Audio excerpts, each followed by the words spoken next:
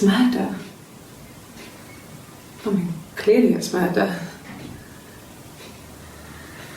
What can I do to help?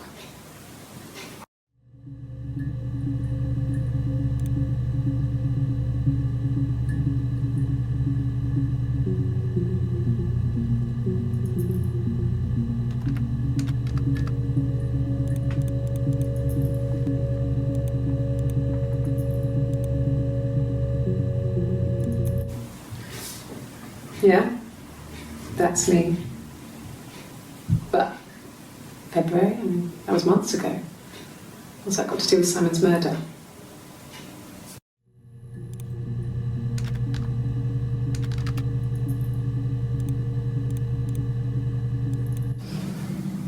I didn't murder Simon. You've got it wrong. You've got the wrong person.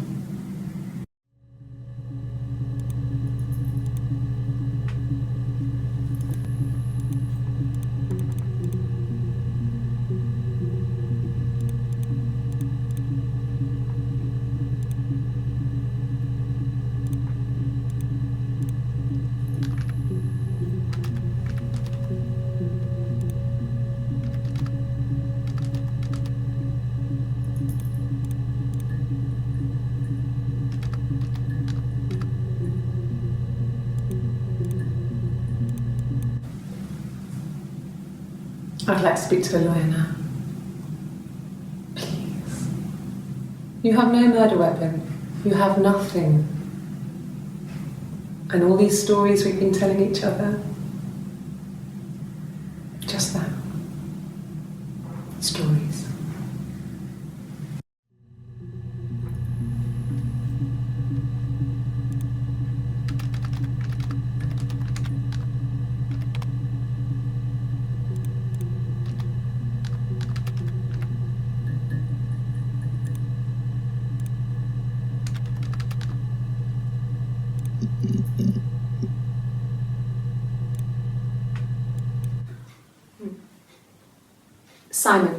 Simon Smith.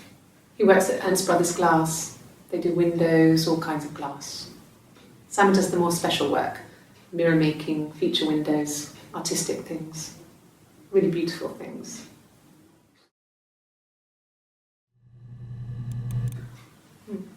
Windows, all kinds of glass. Simon does the more special work, windows, all kinds of glass.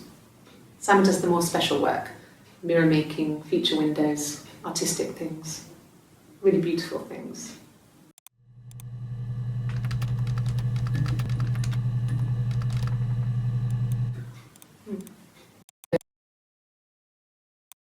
Windows, all kinds of glass.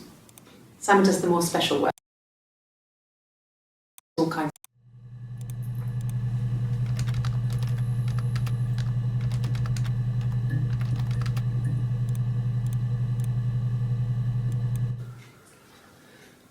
Simon is 6 foot, darkish blonde hair, average build. He's clean shaven. If his beard grows, it goes ginger, so he shaves it. I mean, not that there's anything wrong with ginger hair. I bought a photo. They said a spring photo. This was taken last year on holiday in Rome. It's the best one I have.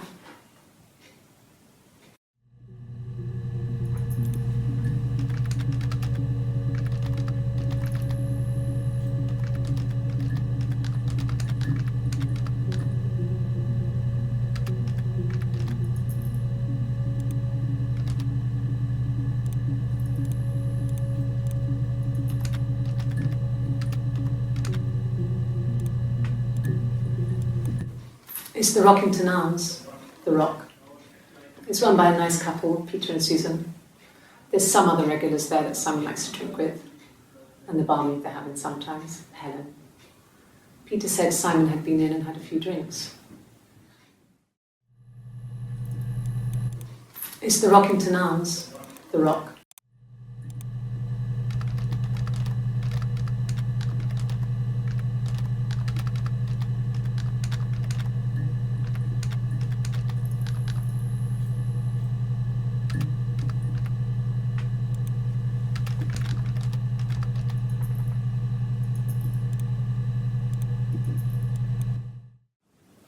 Yes, there's an Amstrad one. No one uses it for very much. There's a printer so you can write letters on it. Simon sometimes plays games, you know, climb the tower, save the princess, that kind of thing.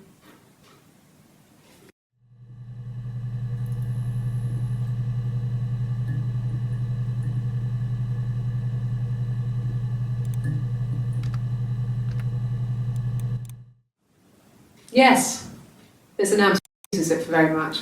There's a printer so you can write letters on it, you know, climb the tower, that kind of thing.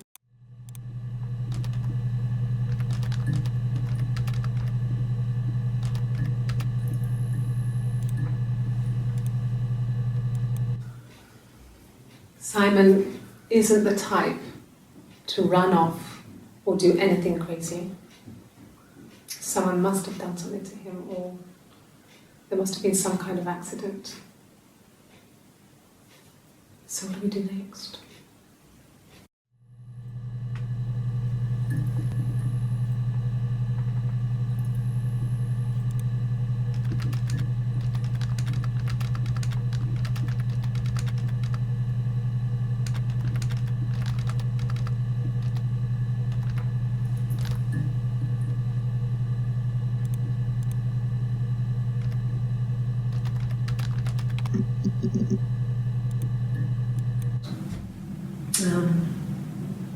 When I was 8, Mother died.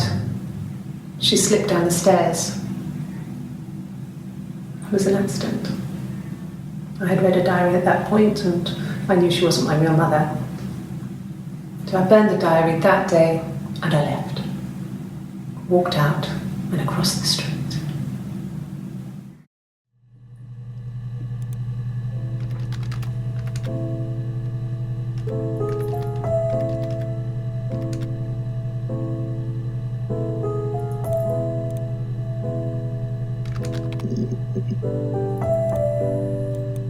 My name is Hannah, Hannah.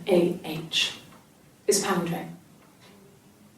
It reads the same backwards as forwards.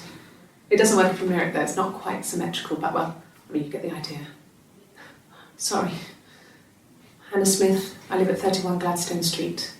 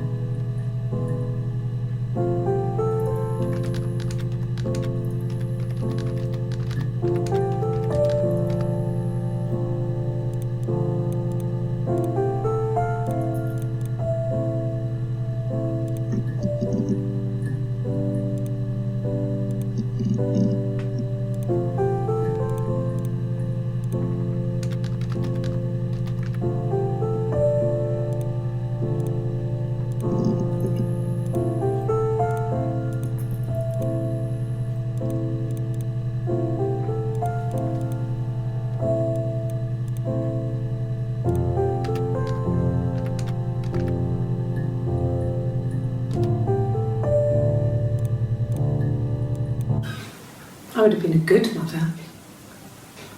I was young, but I would have been a good mother. She was a girl, by the way, the baby. We were going to call her Sarah. Simon wanted to call her Ava after his nana, but I didn't want her to have a symmetrical name. Sarah wanted to call her Ava.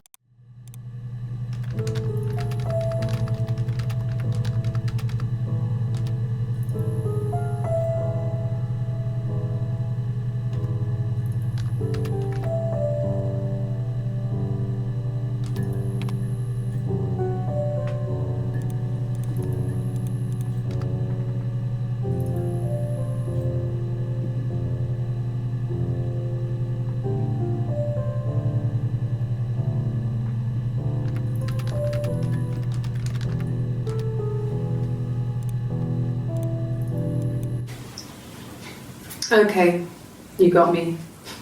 I'll confess. We were there. It was a dirty weekend. Simon was going to expense it, pretend it was a business trip.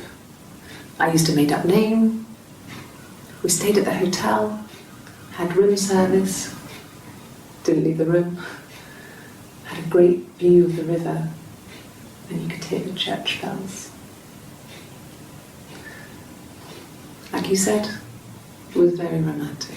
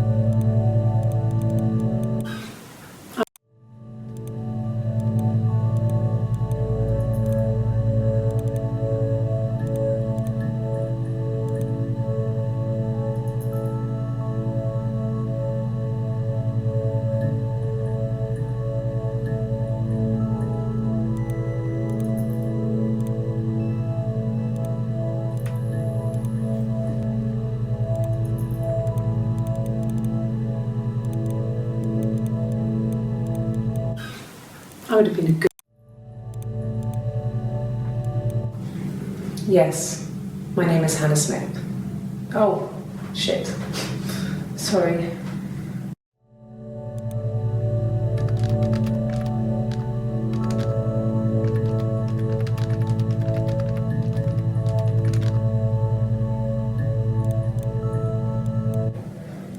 My name?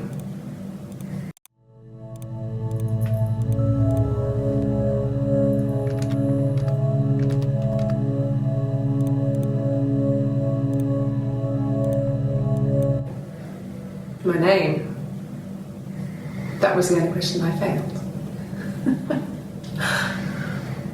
Your lie detector works.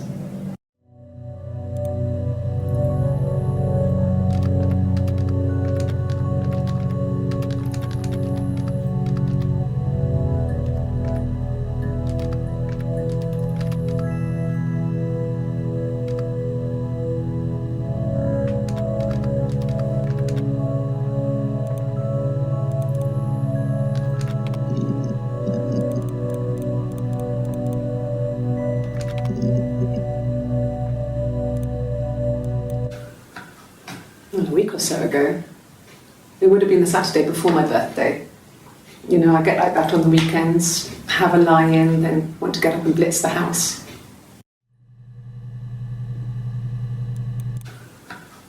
Well, a week or so ago. It would have been the Saturday before my birthday. You know, I get like that on the weekends, have a lie-in, then want to get up and blitz the house.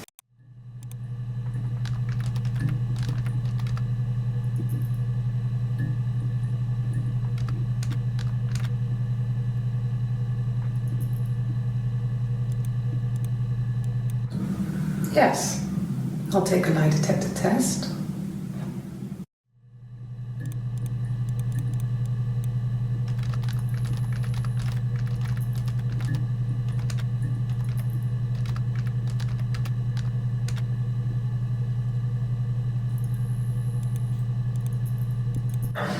I've never taken a lie detector test before. Does it really work?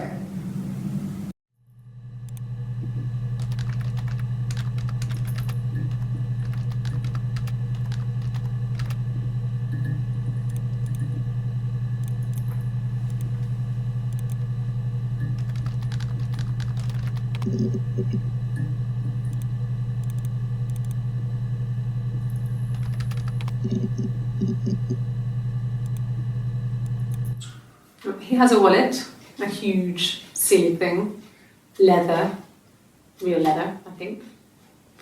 He packs it full of stuff, business cards, receipts, lottery tickets.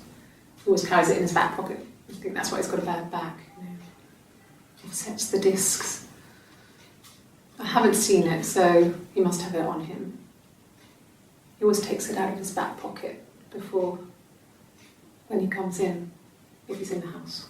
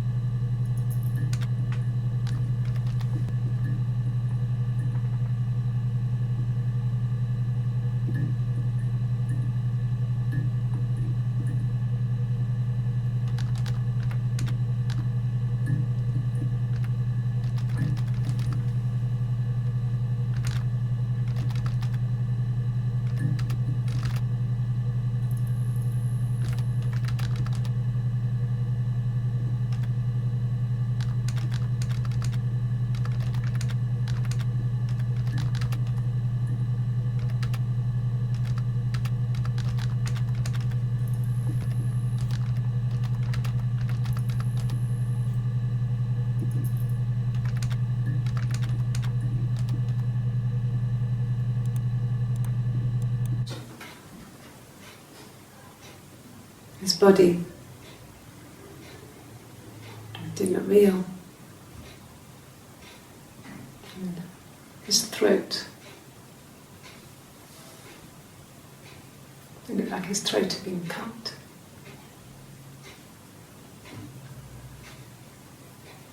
And I didn't see his glasses. He has these thick glasses.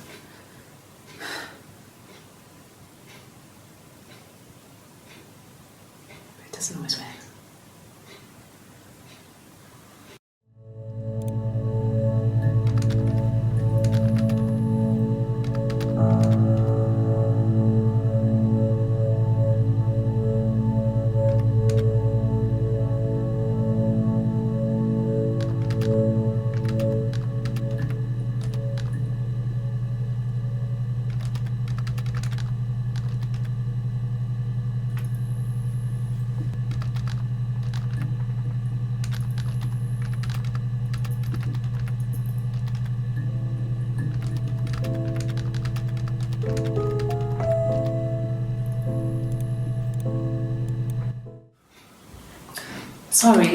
Sorry.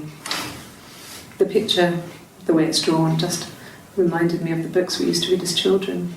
I read those fairy tales over and over, and they were so real to me. Rapunzel was my favourite. My brain is just full of it. Are any of these in colour?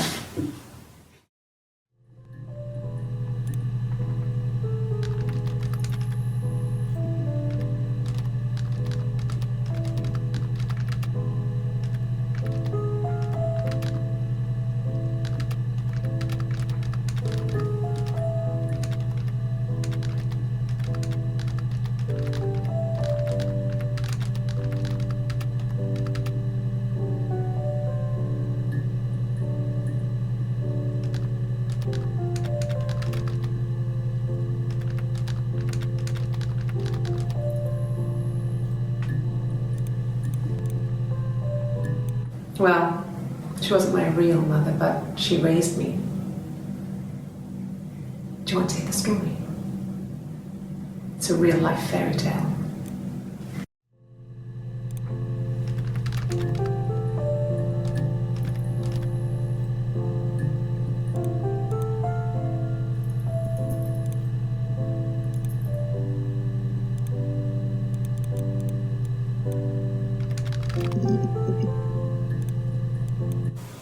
Okay. There's a girl and she's staring out of the window. She's sad. She's trapped. She's here.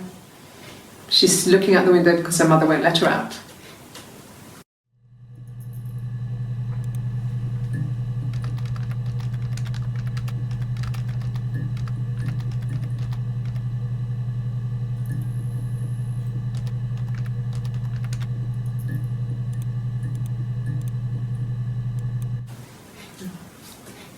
It's Rapunzel. The story starts when she's born. Mother Gothel, a witch, takes Rapunzel from her parents and keeps her locked up in this tower. Rapunzel gets pregnant by the prince, and Mother Gothel is furious, so she cuts off her hair and throws it. Actually, her hair's already short here, so that's already happened. So she throws her into the wilderness, and Rapunzel is reunited with the prince, who's blind, but she kills him with her tears, and so it's a happy ending. Is that too much?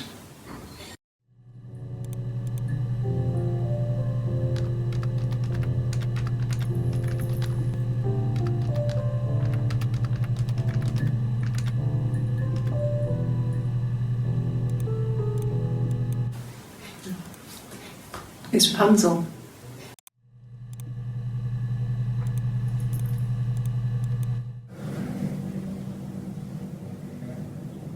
My mother called me Eve.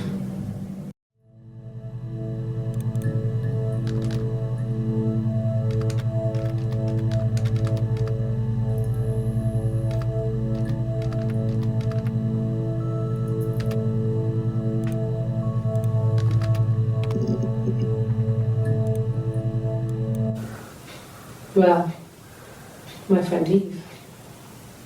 I mean, she was a friend from when I was a kid. And she was always more popular with the boys, and I used to hate her for it. I mean, really hate her sometimes.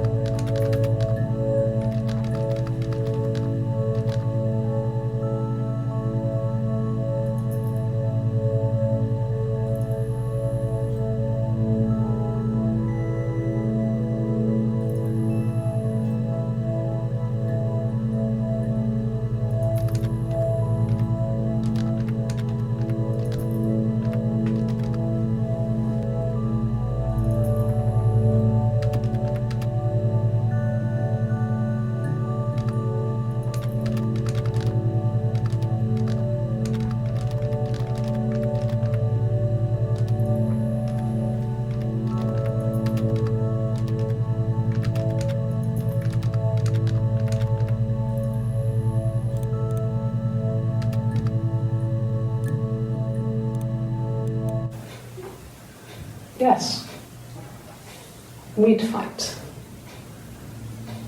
We fought on the beach once, and I held Eve's head underwater. There was no one else around. It was at the far end of the beach, and I held her head under, and I kept it up. And for a moment, I just wanted to kill her and watch her drown. But that was it. It was just a moment. We made up after. It was a love-hate relationship.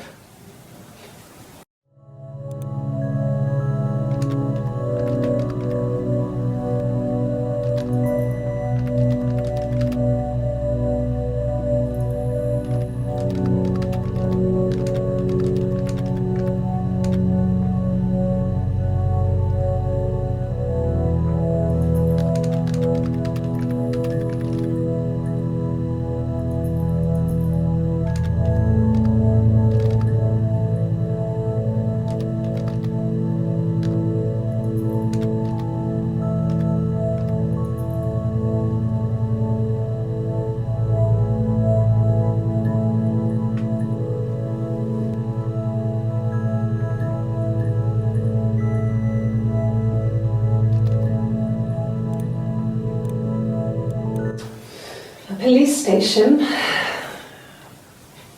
Yeah, when I was young, we ran away on my birthday. Bob Dylan was playing in London, and we thought we could break into his tour bus and have him take us with him. The taxi driver we paid to drop us off. I mean, we'd saved money, pinched a bit here and there to pay for the fare, He was suspicious because we were so young, so he told the police. So they came and picked us up and took me back to Portsmouth. My mum picked me up from the station. But I blamed everything on my friend Eve. So my parents let me off.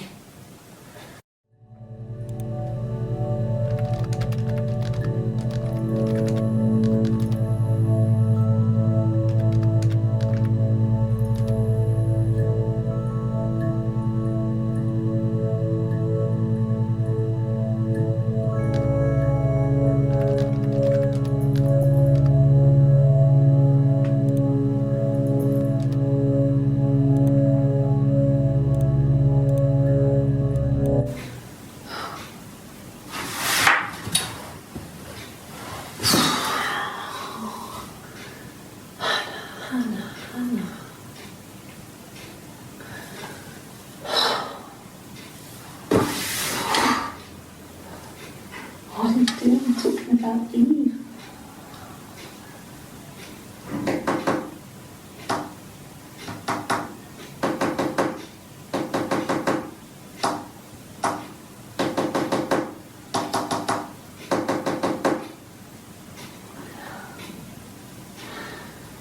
Poor Simon.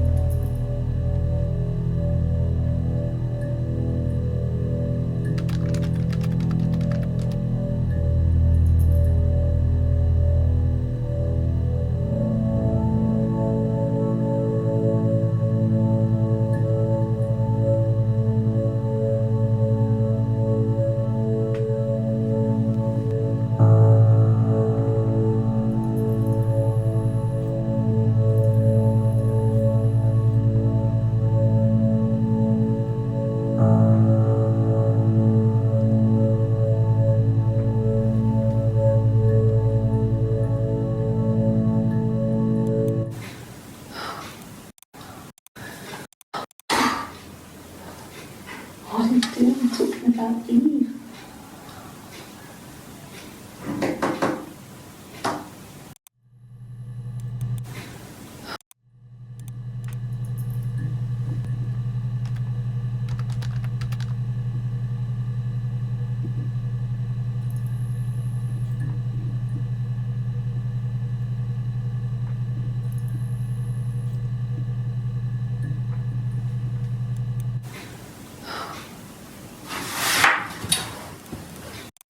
What are you doing talking about Eve?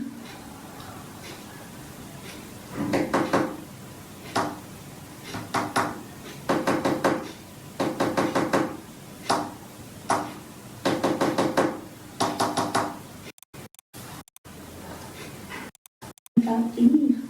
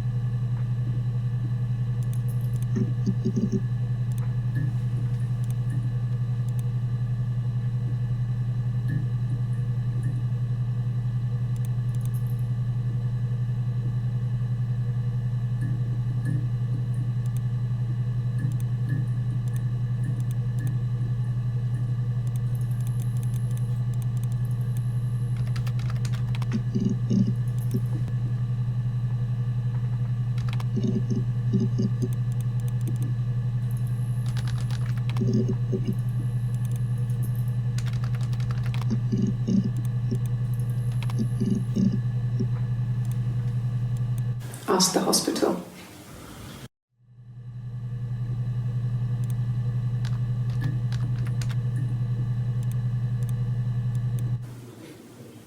When I arrived in Glasgow, I was exhausted. The streets were empty. I was driving badly. And I hit a taxi. Not a big crash, just paintwork. The guy was so pissed off because I didn't have a driving license on me. But when I told him I was pregnant, he made sure I got to the hospital so they could check me out. It was fine. The hospital must have details when I was looked at. There's a scratch on the car.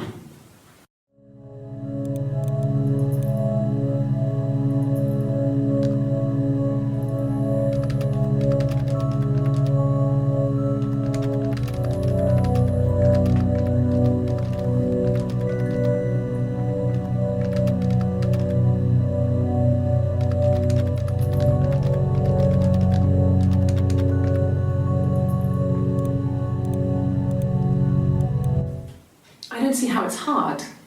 We've established I was in Glasgow when he was killed. You've spoken with the hospital.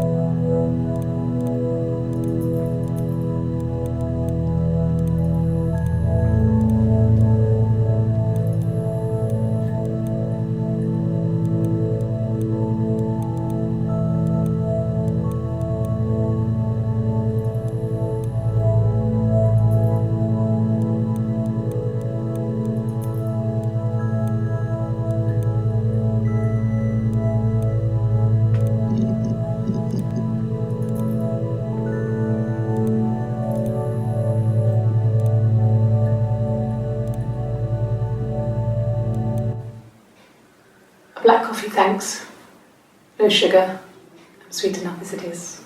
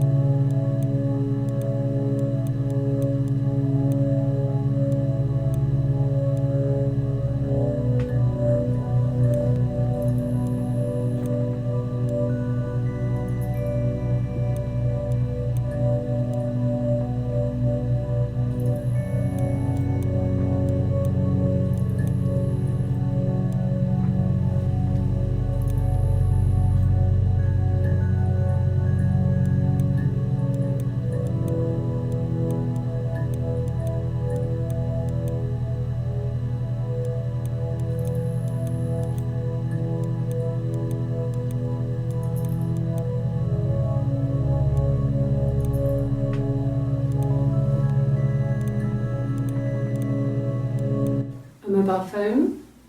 Yeah. Well, they have one for the glaziers, but it's only for work. I can't remember the number. Oh, it's in the kitchen. I saw it plugged into its charging cradle. I can't remember the number. Work. I can't remember the number.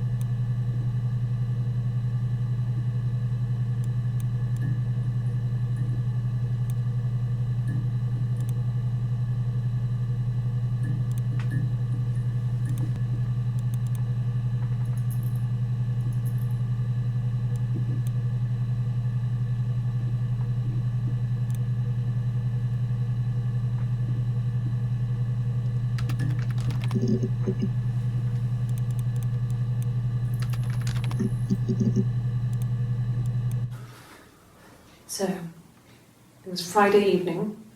We had an argument. He left. On Saturday, he didn't come back. I waited all day. He was supposed to go help Eric out with something on the Saturday afternoon. They had a job, but he didn't show. So Eric was ringing on the phone. I checked at the Rock, that's our local. They said they'd seen him on the Friday night, but not since. He still wasn't back this morning. It just isn't like him at all. Still not back by dinner time. It's getting dark again. So I decided to come and see you. His parents haven't heard anything either.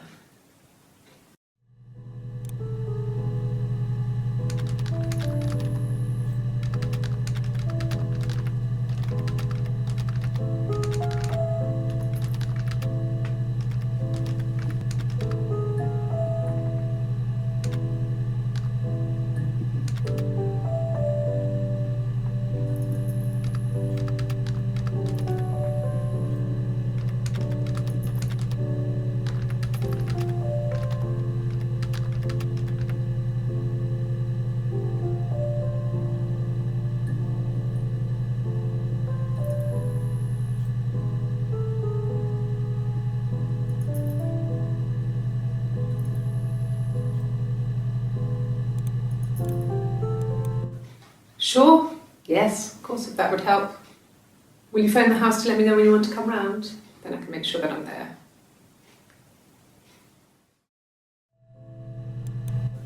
Sure, yes, of course, if that would help. Will you phone the house to let me know when you want to come round? Then I can make sure that I'm there.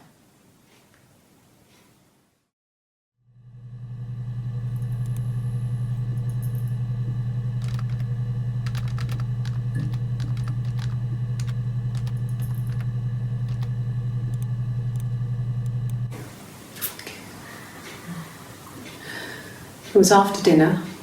I'd spoken to Sam's parents on the phone. I looked up for an early night and I suddenly had this thought. I think it was something his mum had said.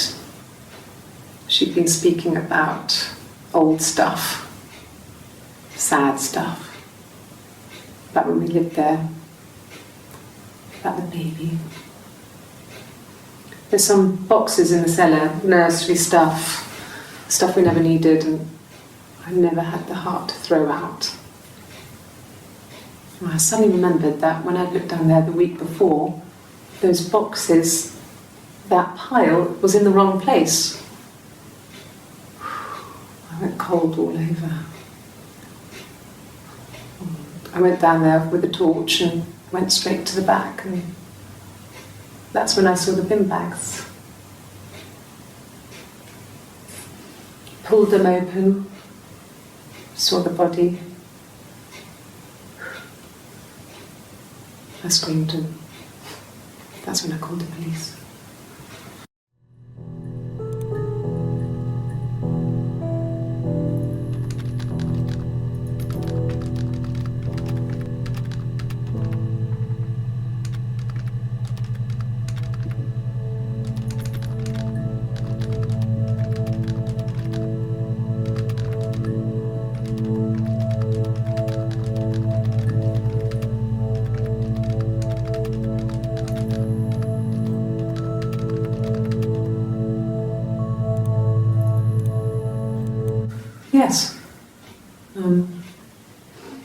Glasgow, I was exhausted, so I pulled over and slept in the car. I woke up because a rubbish truck went past. I got some petrol, bought a coffee and a pastry, tried calling someone from a payphone, and then headed back.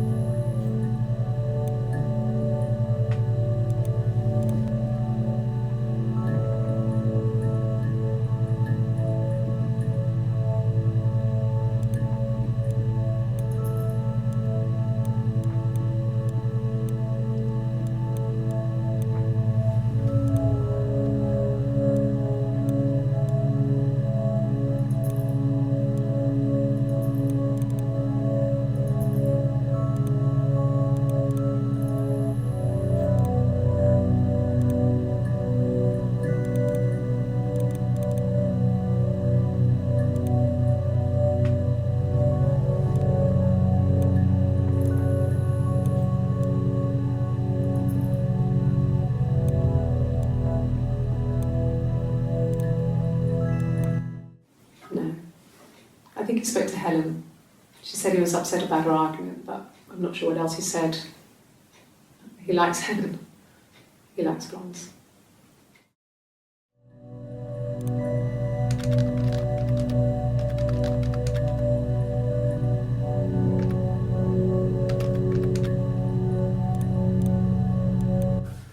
He's married couple stuff.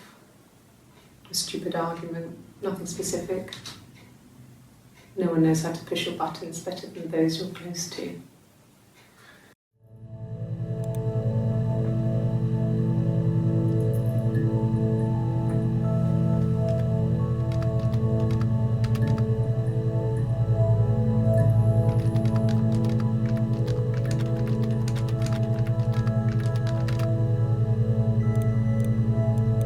No. I mean, yes, we have arguments, but he never runs off. He always comes back. We make up. It's always that way.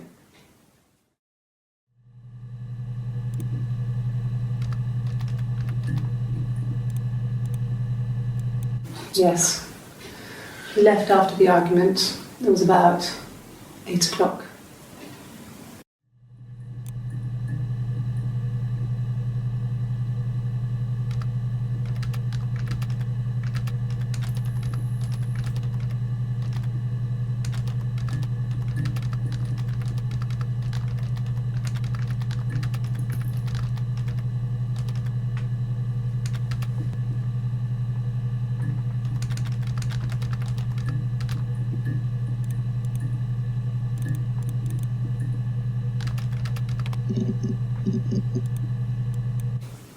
Could the hairs have come from somewhere else? I mean, could they... We have a lot of dolls in the attic. There's a Rapunzel doll with long blonde hair. Could they have come from there?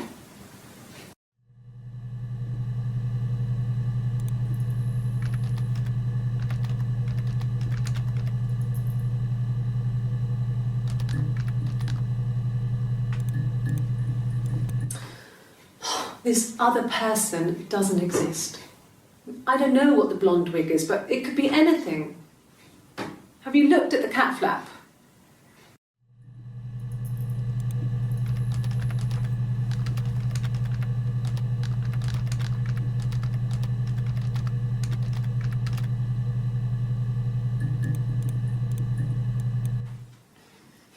You want me to play something?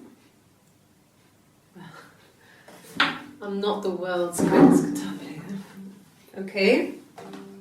Probably needs tuning. No, it's okay. How about a traditional ballad? Should be right up your street.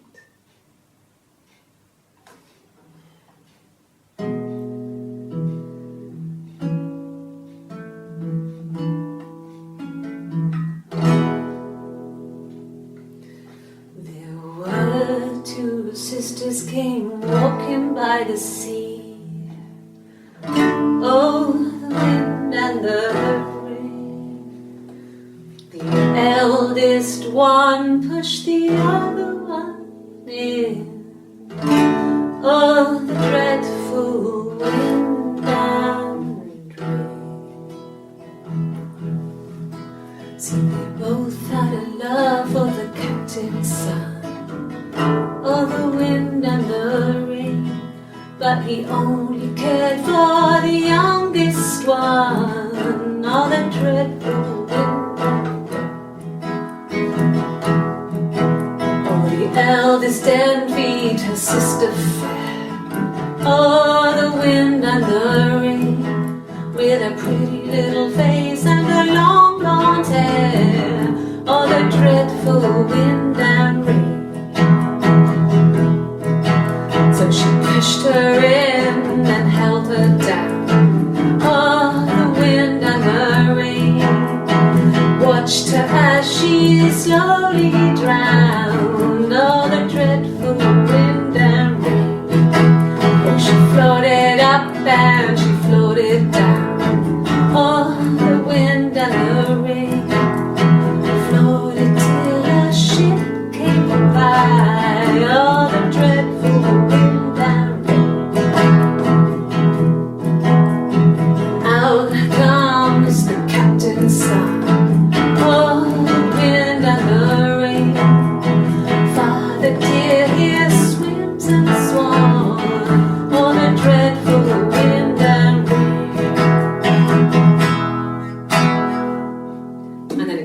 So I think that's a good place to stop.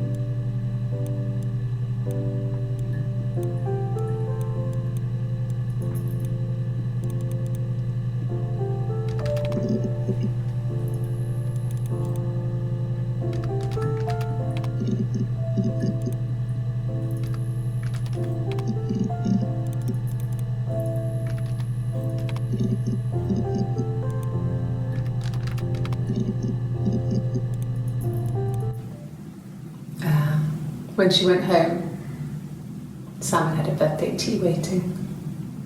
Afterwards, she told Simon about me, told him I was pregnant. She wanted me to move in with them, this sister he didn't know she had. She knew that instant. The look on his face.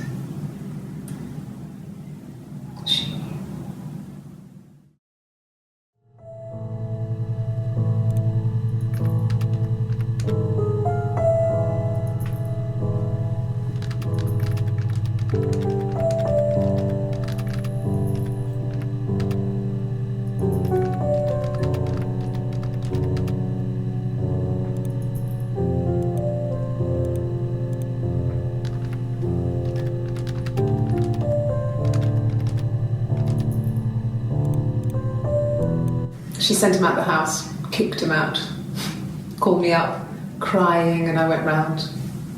I guess I had a feeling I could hear something was wrong in her voice, but I wasn't sure what it was.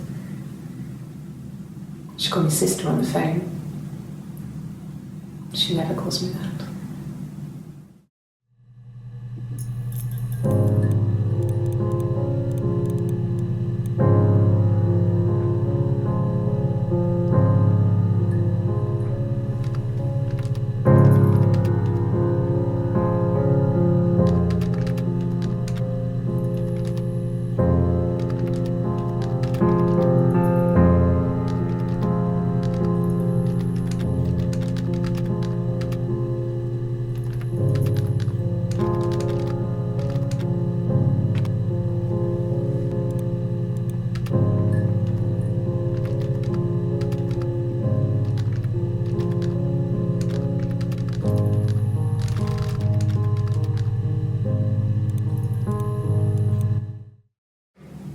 My sister is gone, and she's never coming back.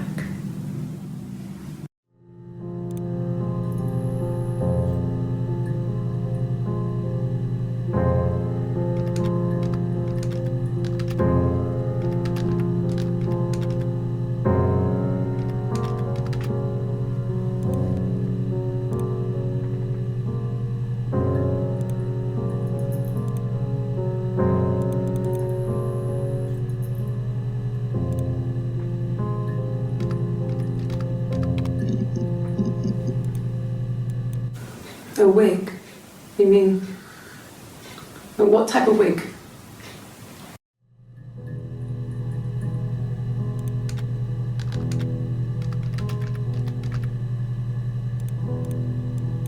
No, I've never worn a wig. What kind of wig?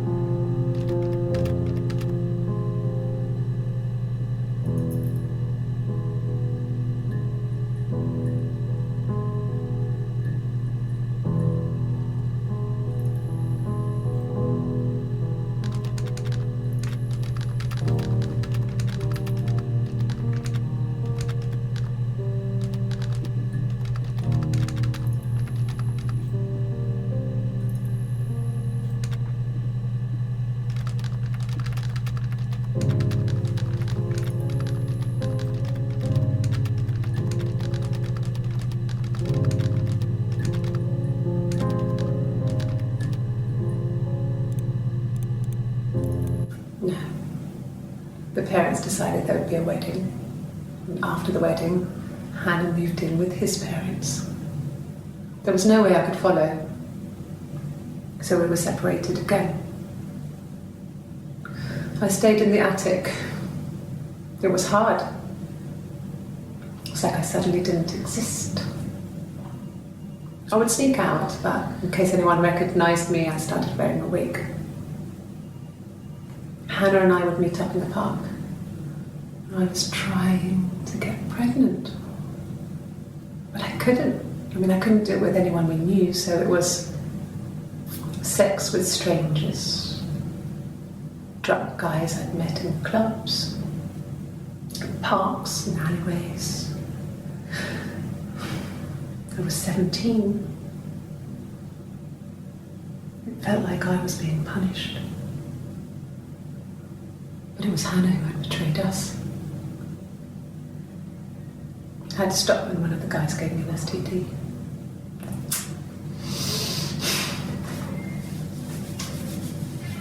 When we met up, it was disturbing. For the first time, my reflection, she didn't look like me. She was fatter, flushed. If anything, I was getting skinnier. I found it hard to look sometimes. We talked about what to do. Was it time to become our own people? That seemed like the right thing to do, but neither of us wanted it. we agreed that her and Simon would get their own place as soon as possible, and then I could move in. And that was the plan.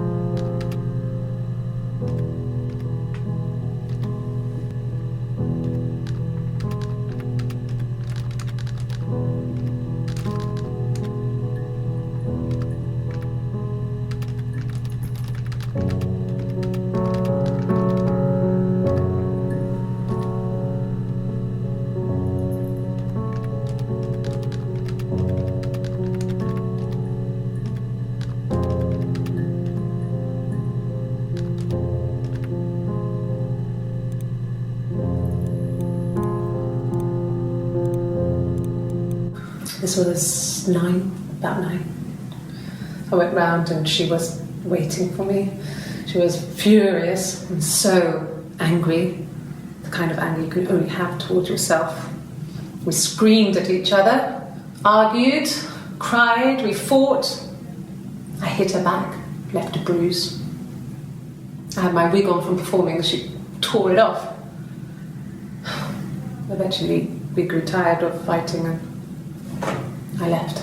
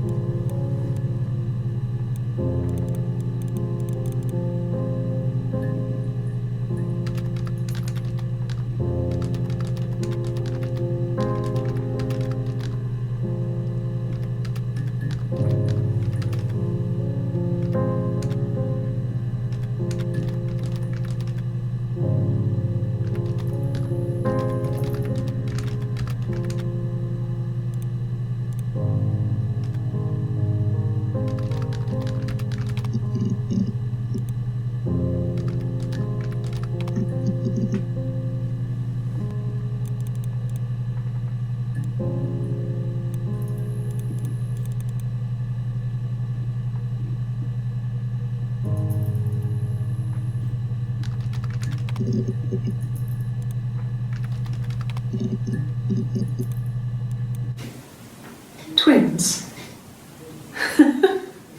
Really? Are you really asking me that question?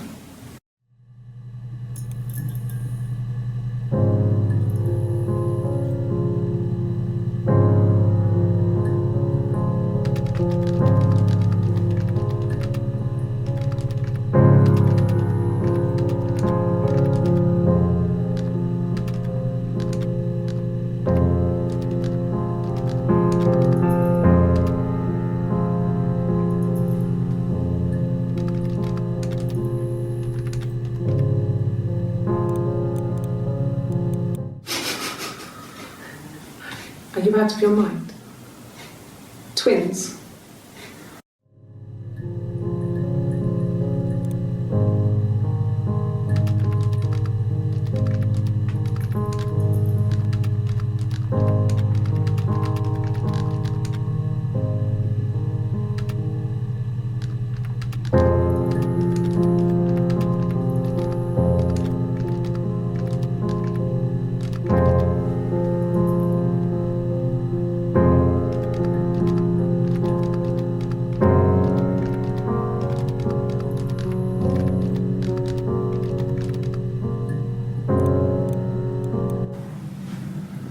Florence took me home with her.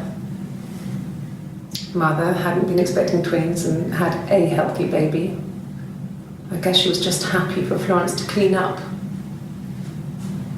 Take away the evidence that this was anything but a happy occasion.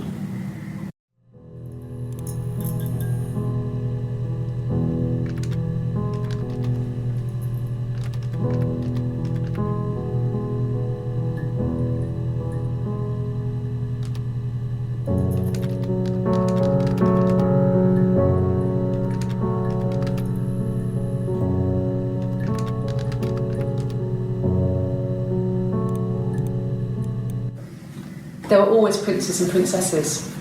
They were the special people, more important than the other characters in their stories.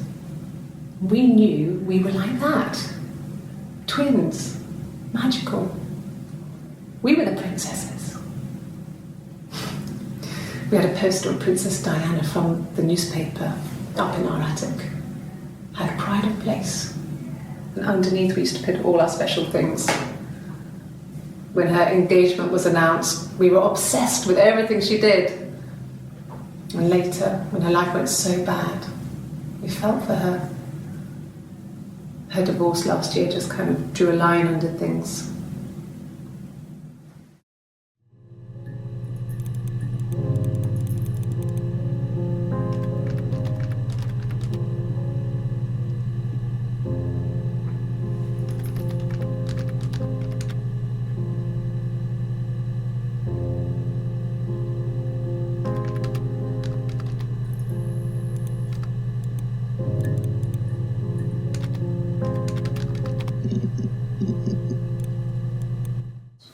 Did I pass?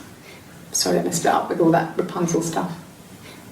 Do you need me to do that card again?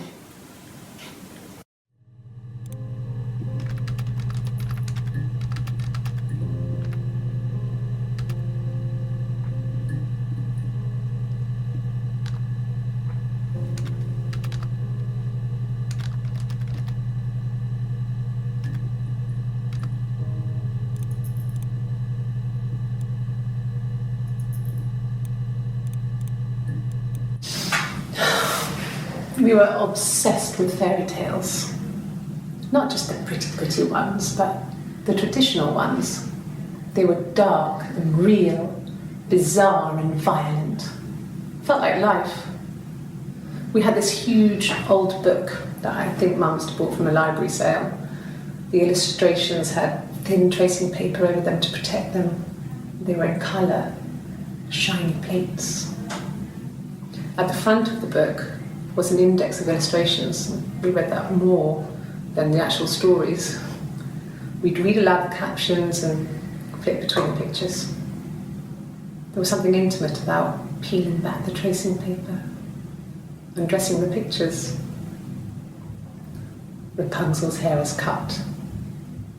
The eagle plucks out his heart. The princess pricks her finger.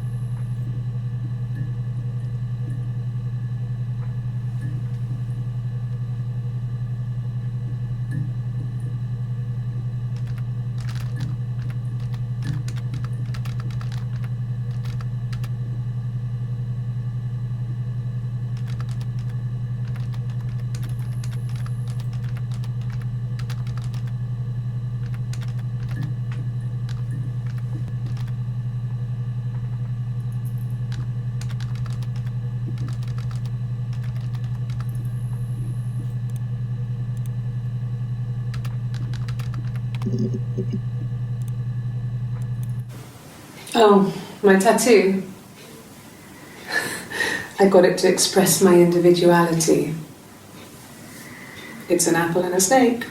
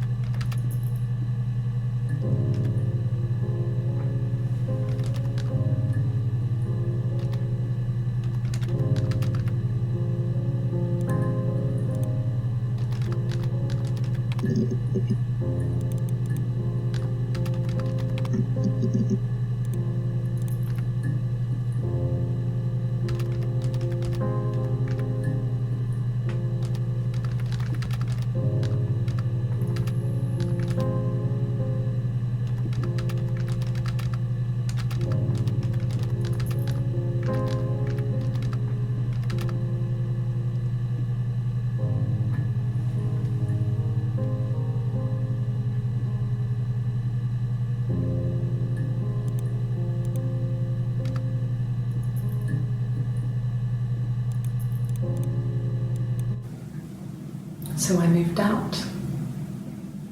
Got a small bed sit. Got my tattoo to mark the occasion. I was singing in a bar in the evenings, so I had some money, enough money to cover my rent. And I've been doing something similar ever since. I haven't put down any roots. I don't exist.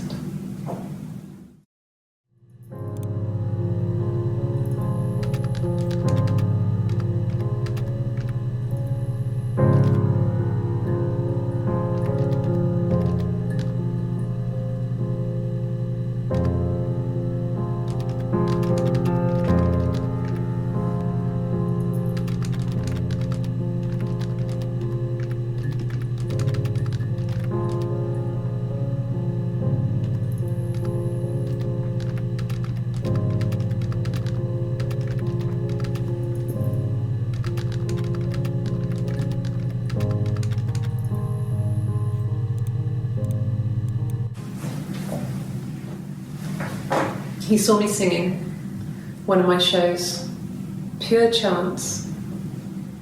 Not sure I remember what he was even doing there.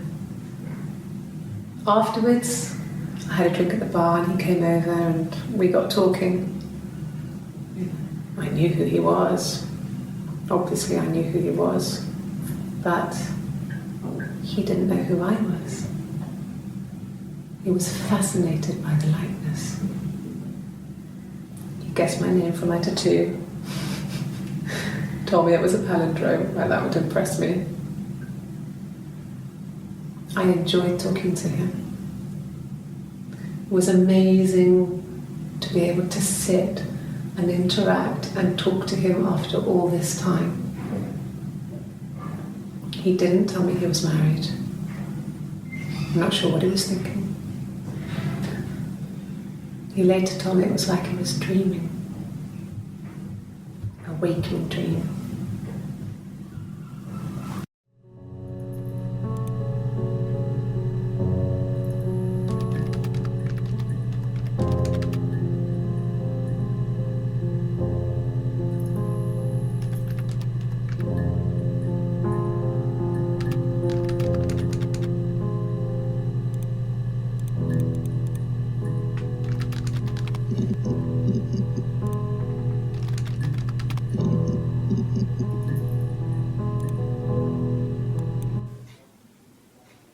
Long time.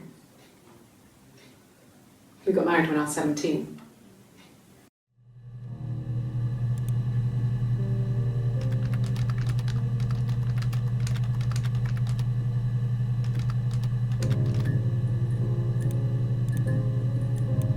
Childhood sweethearts. Something like that. Are you married, detective?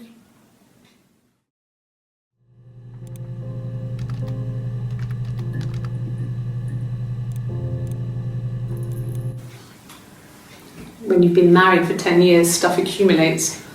We could argue about anything. And he's so nice. That doesn't help. He tries to smooth things over and that just makes it worse. We're both passive aggressive, so we never normally argue directly about anything.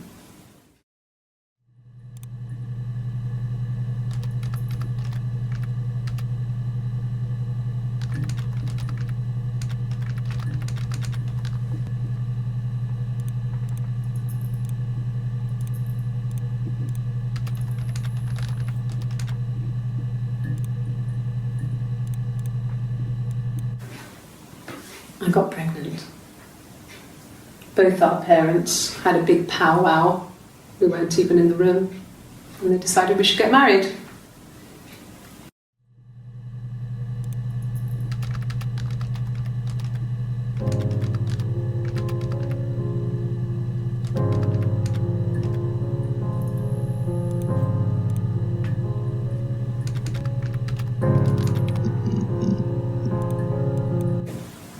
Yes, I'm fine. I won't be sick again. This happens some days. I'm pregnant. It's morning sickness.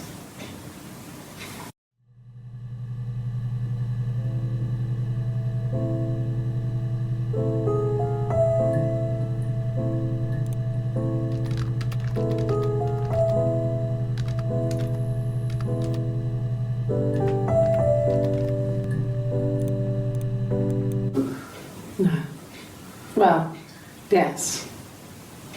He found out on my birthday. I told him I was pregnant.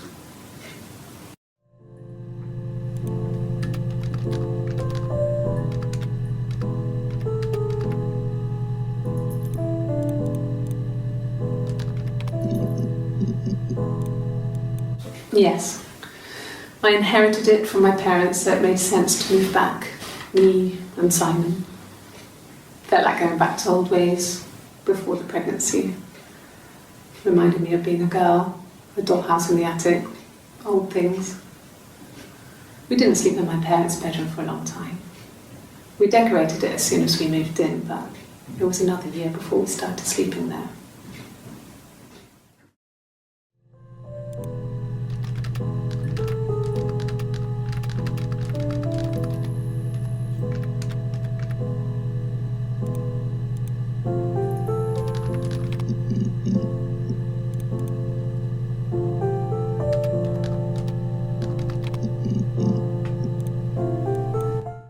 Yes, I read a lot as a child and watched lots of TV. Then the doll's house we still have in the attic. It's kind of a fairy castle. We used to play out there and make up our own stories.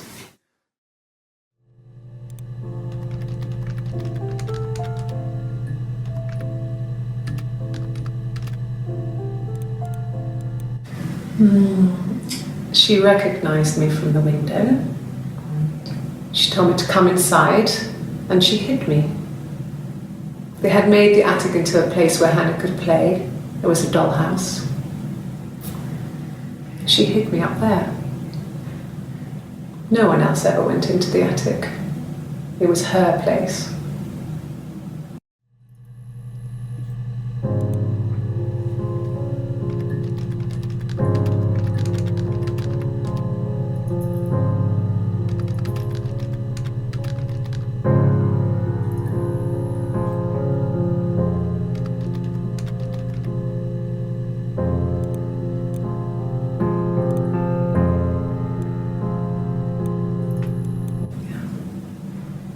I'm not sure where the dollhouse came from. I don't know if it was given to them or they inherited it. I mean, they wouldn't have had the money to buy it. It was so huge. It must have been taken up to the attic in parts and then reassembled up there. It's a beautiful thing. Wallpaper to scale, little furniture, the lights work, mirrors, beds, big duvets and pillows. We spent hours and hours playing in it, invented all these characters and families who lived there. We wrote paperwork for them all, passports, diaries, and gave them all really elaborate stories. Once, a moth got trapped in there. We'd left a light on. It was making the most horrendous noise. We tried to kill it, but it was tough. We ended up crushing it under a copy of the Arabian Nights.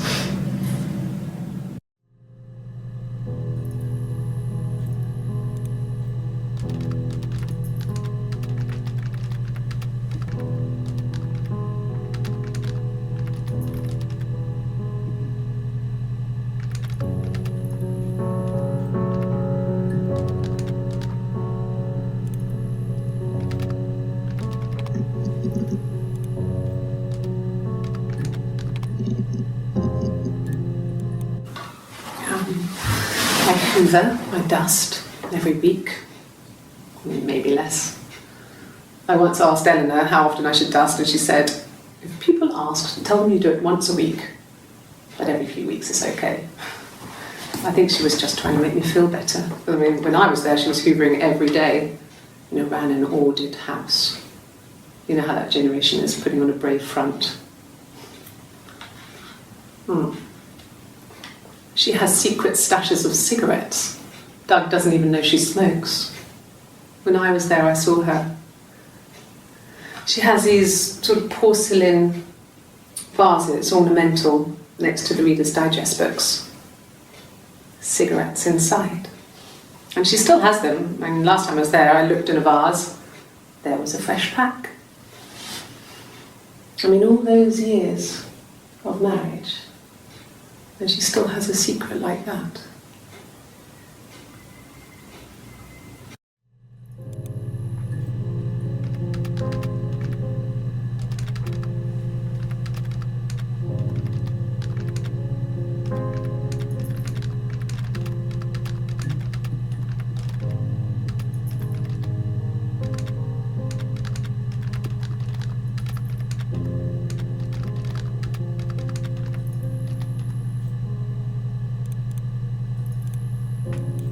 And the Glaziers.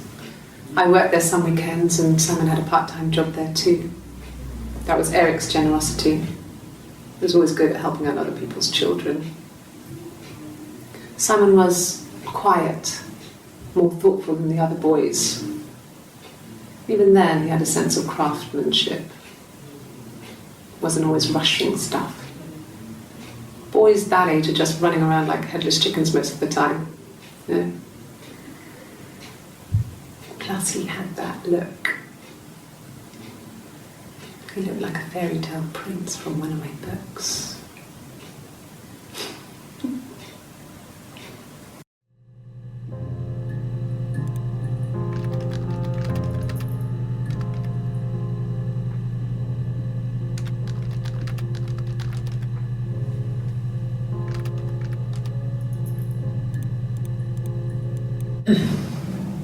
Yes. The first time we saw each other, it was strange. We both realised at the same moment, I think. We must have seen each other before, but there was this instant when we first realised it wasn't a reflection. The reflection was staring back. I think I was 5. It was my birthday. My reflection was wearing a party hat and waving. I knew what party hats were from books. And it suddenly occurred to me, today must be my birthday. I waved back and we just spent ages waving at each other and copying each other's movements.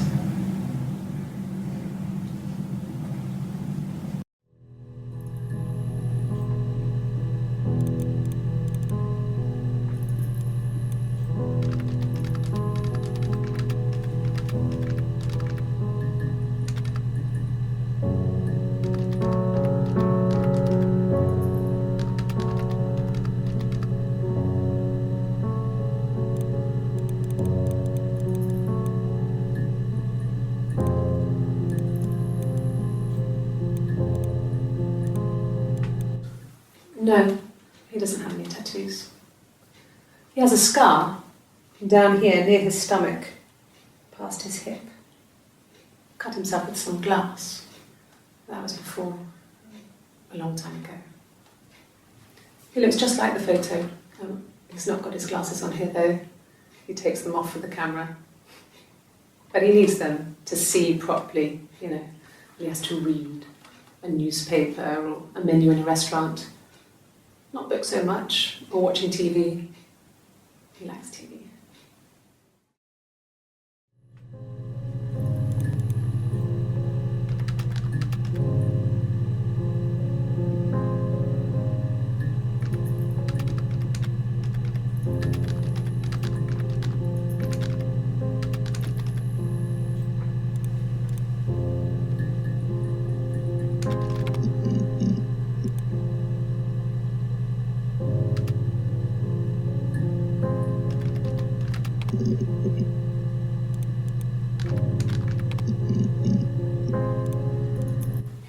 Simon never cheated on me. He was devoted to me, and I was devoted to him. Nothing in life is easy. We were good to each other. Life isn't a fairy tale. You do what you can.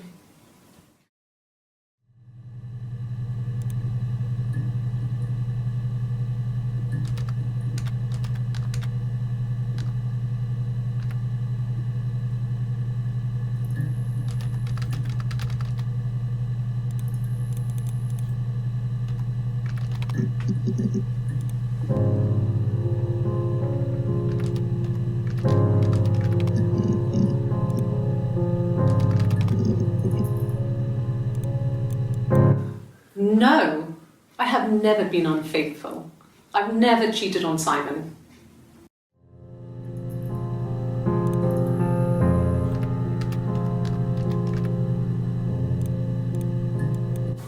Have I ever cheated on Simon?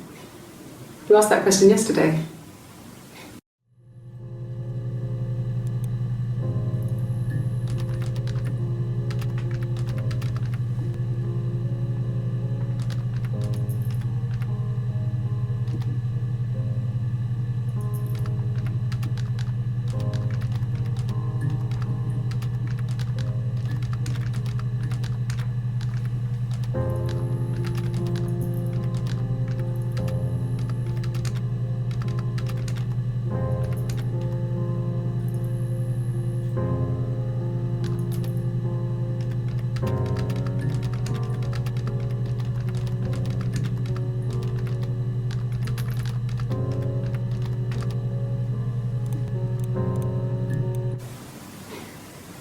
You're reaching here. Oh, I don't know why. No, I've never cheated on anyone. I've never taken anything from anyone. Simon is dead. But I have my baby to care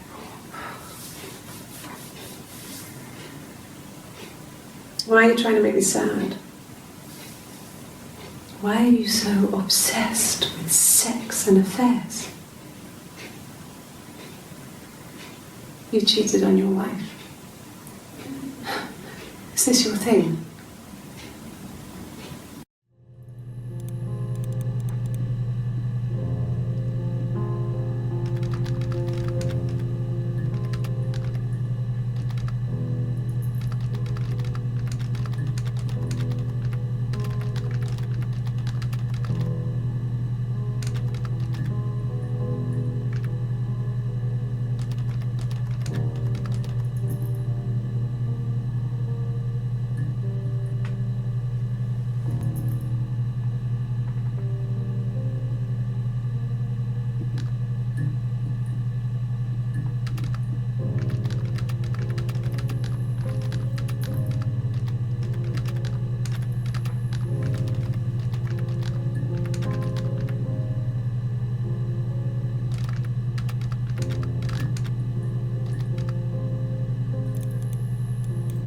It was supposed to be a secret.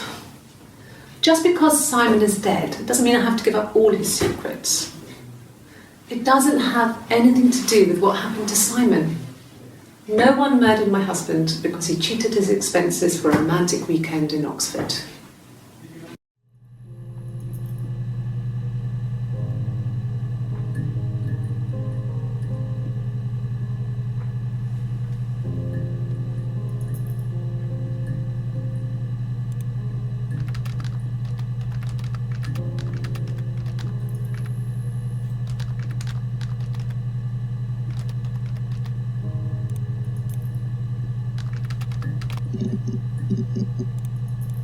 There was a conference, something to do with double glazing, in Oxford.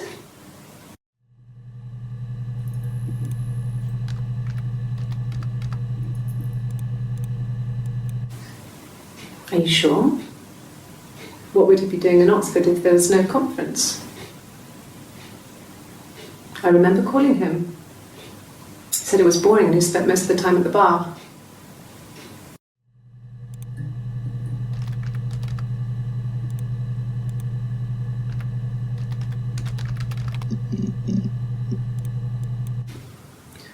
Eric was like an uncle to him. They were pretty close. They spend a lot of time with each other, especially when they have to go to conferences. Have you met his wife, Diane?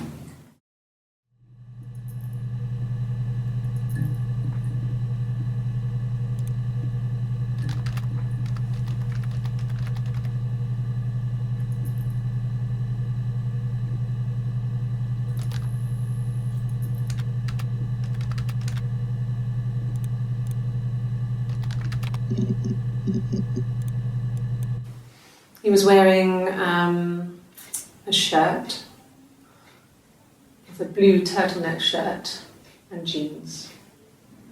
He has a watch. It's a really nice one. That was a gift from his boss, Eric. He had his coat, a long grey duffel coat, like Paddington Bear. He would have taken that with him. It's not in the house.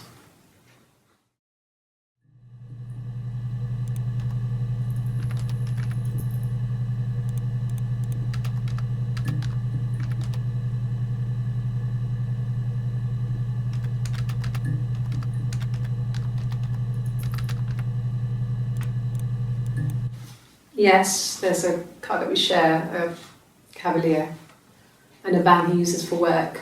It's owned by Eric, but we look after it. Both of them are there now, parked on the street. I'm not sure about the keys for the van. I can look for you when I get back.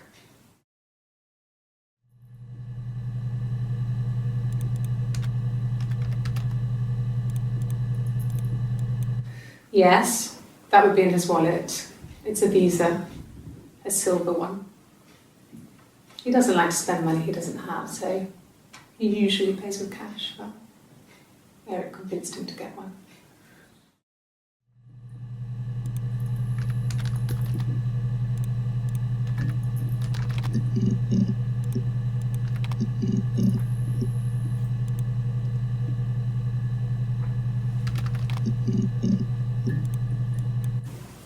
Okay. I parked up on the street. It was busy, so I had to park down the end of the road. Walked up, knocked on the door, no answer. I took my keys out of my bag and unlocked the door. The main lock was unlocked. You can tell because the key doesn't turn when you try to turn it to the left. I walked in. Simon's coat wasn't on the peg. I couldn't see his shoes in the shoe rack. I shouted out. I walked straight into the kitchen because he usually sits in there to have a cup of tea and read his paper, but he wasn't there. I touched the kettle, it was cold. I looked quickly in the living room, nothing. So I walked upstairs to the bedroom and he wasn't there. I didn't search for him because it was pretty clear he wasn't there. I had a shower, the phone rang whilst I was in the shower. I didn't answer it, I think it was Eric. Then I was just exhausted. So I lay down on the bed and I fell asleep, though I didn't mean to. I woke up a couple of hours later and I was surprised to see no one in the bed next to me. And then I remembered where I was and what had happened. That's when Eric called again. This time I spoke to him. Then I called Doug and Eleanor. And then I decided to come and see you. That enough?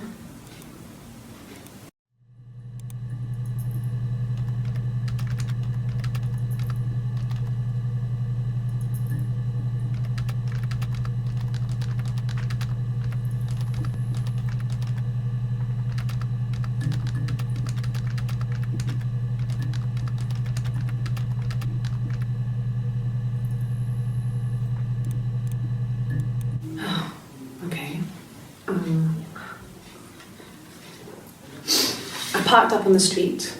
It was busy, so I parked down the end of the road. I walked up to the house, I knocked on the door, no answer. I took my keys out of my bag, unlocked the door. The main lock was unlocked.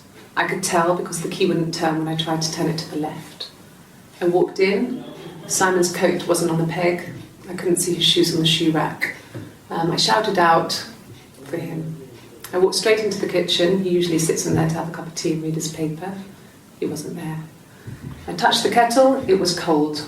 I looked quickly into the living room, nothing. I walked upstairs to the bedroom, he wasn't there. I didn't search for him because it was pretty clear he wasn't there.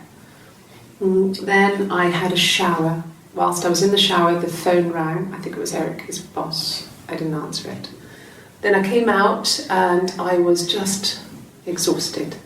So I lay down on the bed and I fell asleep, but I didn't mean to. I woke up a couple of hours later and I was surprised to see no one in the bed next to me. And then I remembered where I was and what had happened. That's when Eric called again. I spoke to him. Then I called Simon's parents. And then I decided to come and see you. That enough?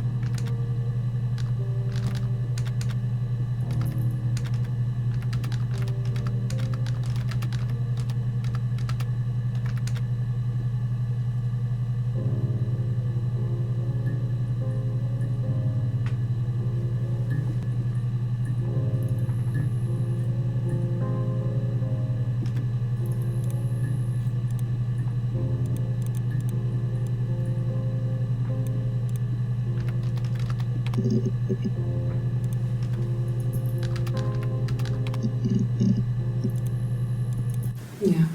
I've been round to Doug and Eleanor's and they're very worried. I feel sorry for them.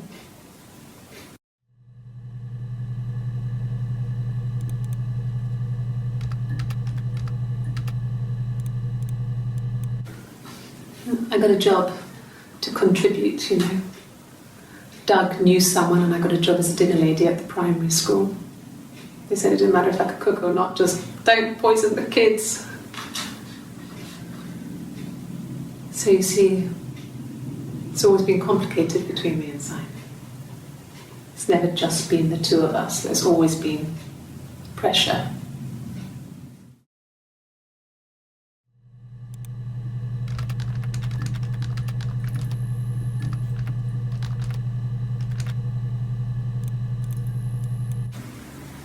Yeah. 1984 was an awful year in the end. We were living at Doug and Eleanor's. I lost the baby at the end of spring and my parents died in the summer. It was a hot summer, a heat wave. So when they discovered the bodies, it was just awful. Because of the circumstances, them dying together like that, they brought in a lot of police. A forensic entomologist. I had to look that up. It was because of the heat. It was just awful.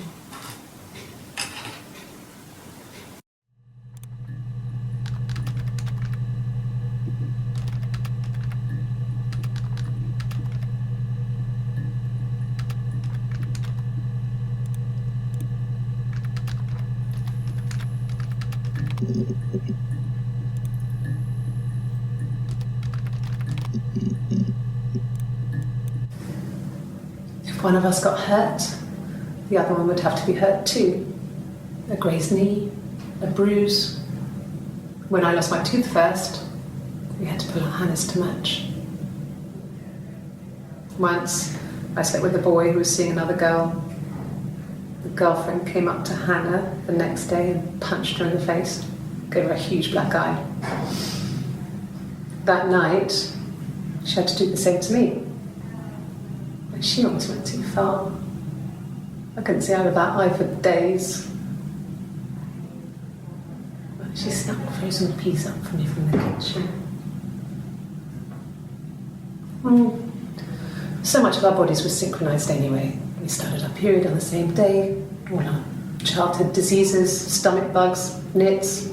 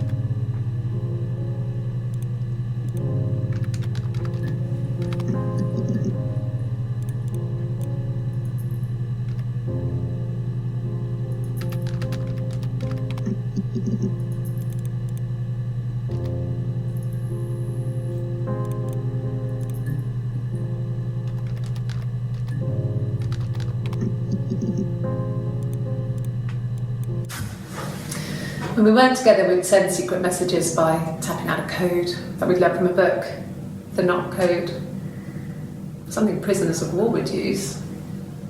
We'd tap them out on radiator pipes or the attic floor.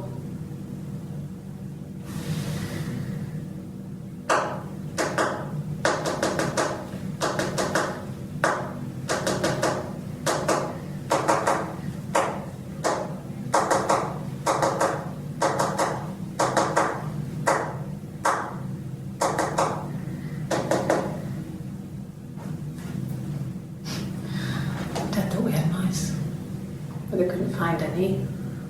Bought a cat anyway.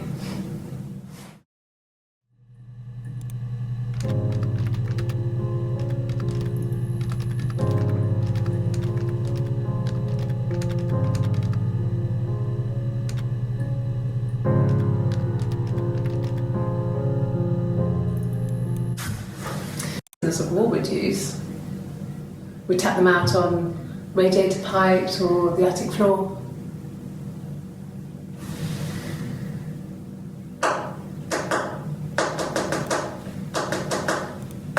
Or the attic floor.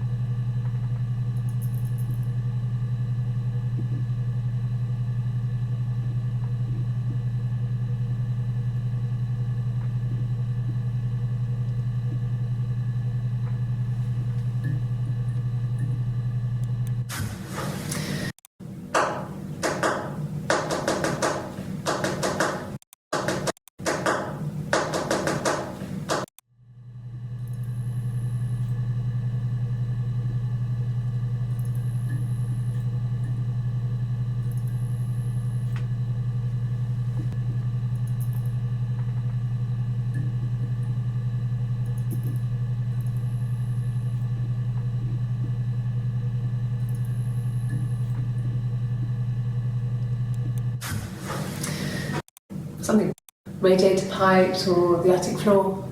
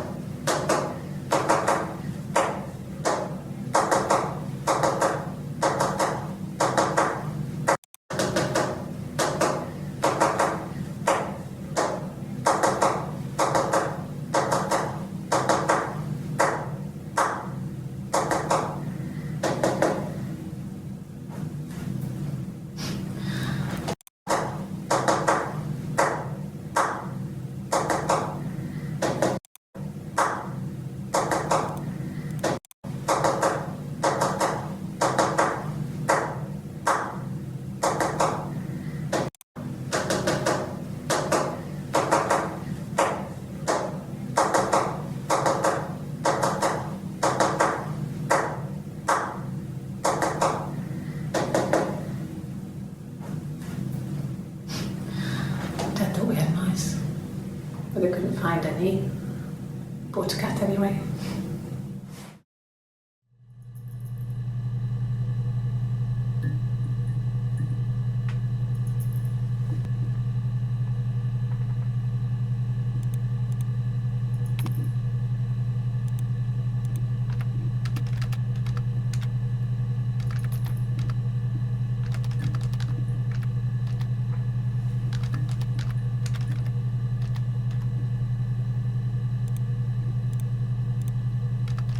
What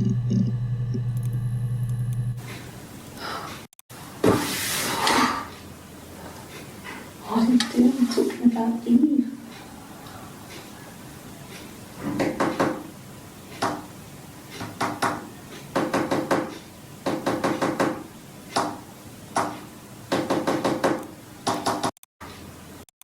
About Eve.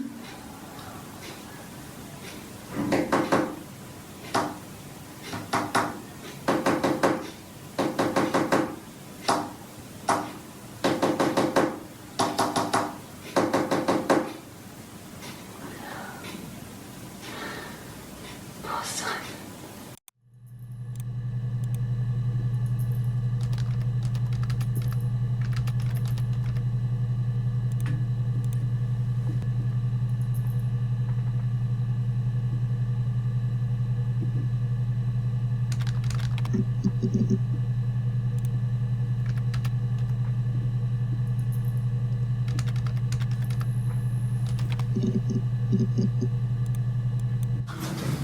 The legal stuff was completed very quickly. Hannah moved back in with Simon. Eric gave Simon the week off to help with the move. He decorated, modernised wallpaper, curtains. Hannah insists the attic be left as it was, dollhouse and all. Simon never went up there.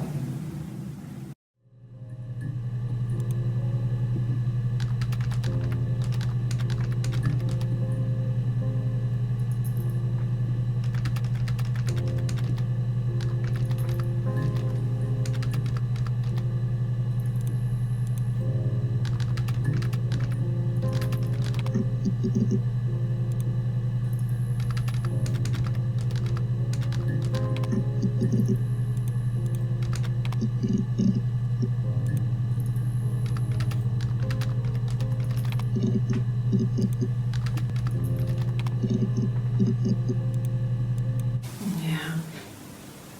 They'd gone to bed feeling ill, thinking it was flu or something.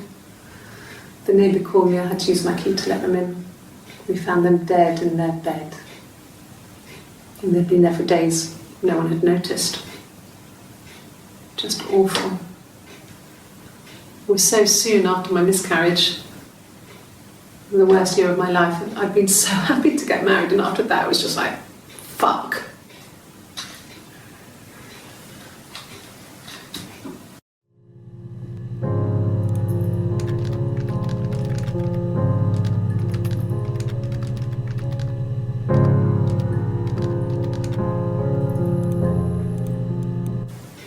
It's all that matters, really, the baby.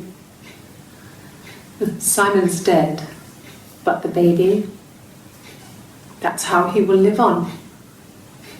Our baby.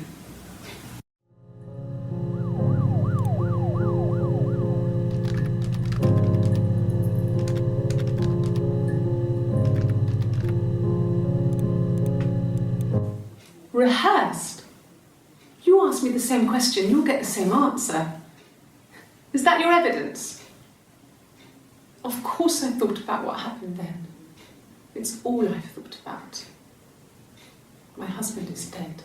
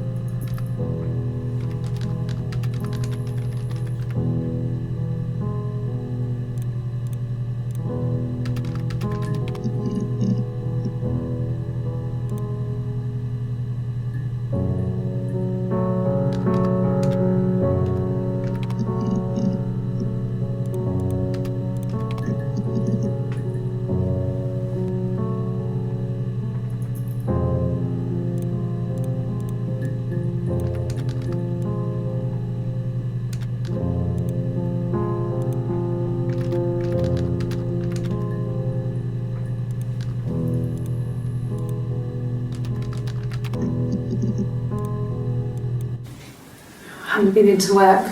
I guess I've just been waiting, ready to hear from you, hear from my husband.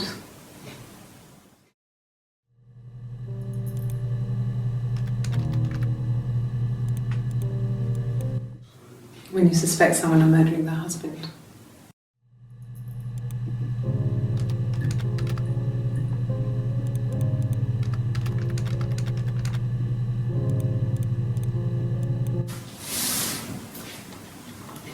She's crying, I guess.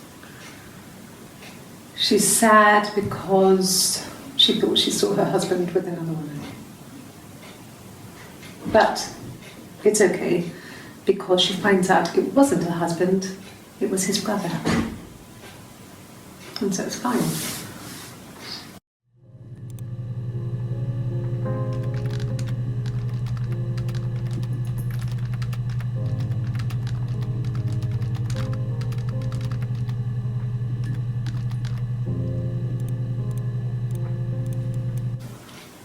I thought it made me sound suspicious. It's not a normal thing to do, to drive to the other end of the country. I wanted to keep it simple. I know it was stupid not to tell you everything. Saying I spent the night in Glasgow when my husband went missing, I thought it would, distract you from what was important. It's different now. Now he's...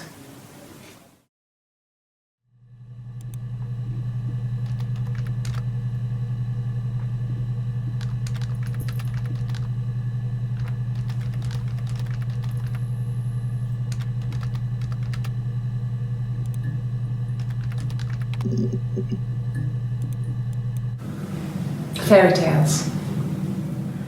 Stories about lost princesses, evil witches, magical mirrors and lost children. So you see, even before I knew the truth, I'd found it in those stories.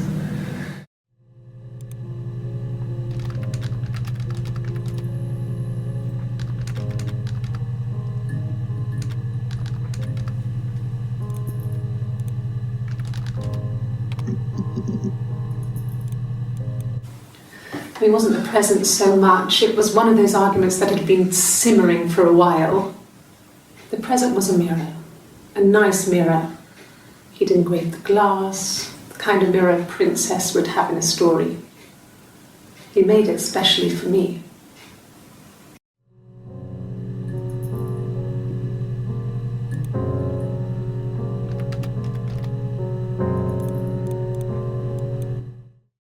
The mirror.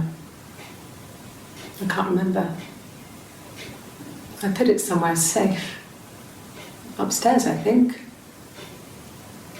I haven't looked at it since.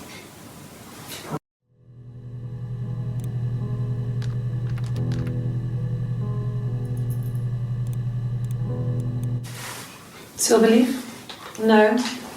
He normally silvers them properly. This mirror, it's supposed to look antique. The reflection isn't as good. It's the perfect mirror for someone who doesn't like to look at their own reflection.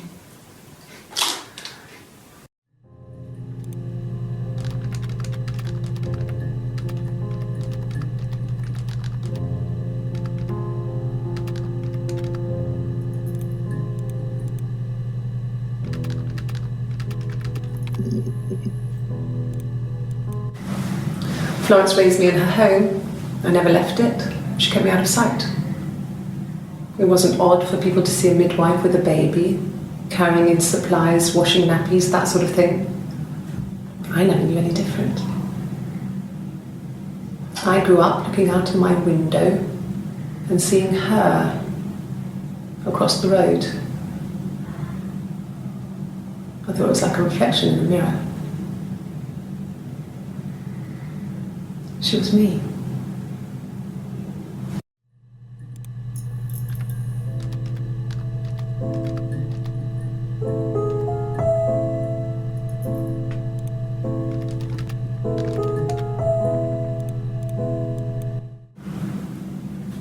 Mother wanted me to grow my hair long, but I kept cutting it myself. I wanted to look like my reflection. She always had short hair when she was little. Mother would hide the scissors, but I would find a way. Cut it with a bread knife, something like that. My reflection would always leave her house and go on adventures, but I never could. Mother taught me at home, and I had books and TV. Oh, TV was magical, but it was only on when it wanted to be, so I spent a lot of time reading books.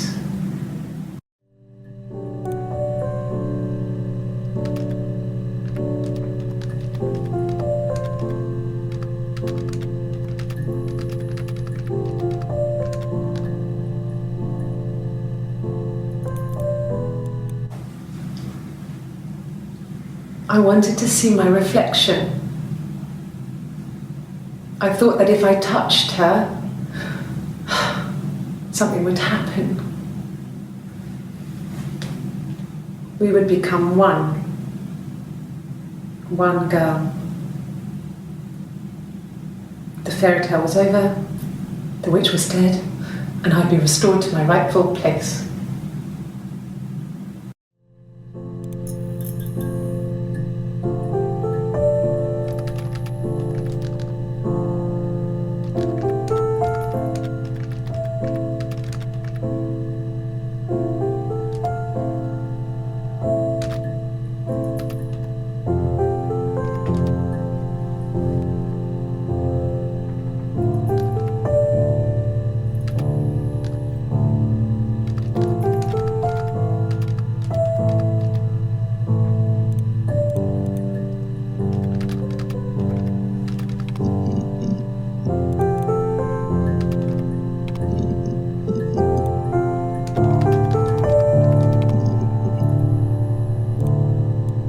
No, he doesn't keep a diary. That's my thing. I've kept one, well, as long as I can remember, since I was a girl. It helps make sense of my day. And when you're forced to put something into words, it just gives you perspective. Everyone's on the same page.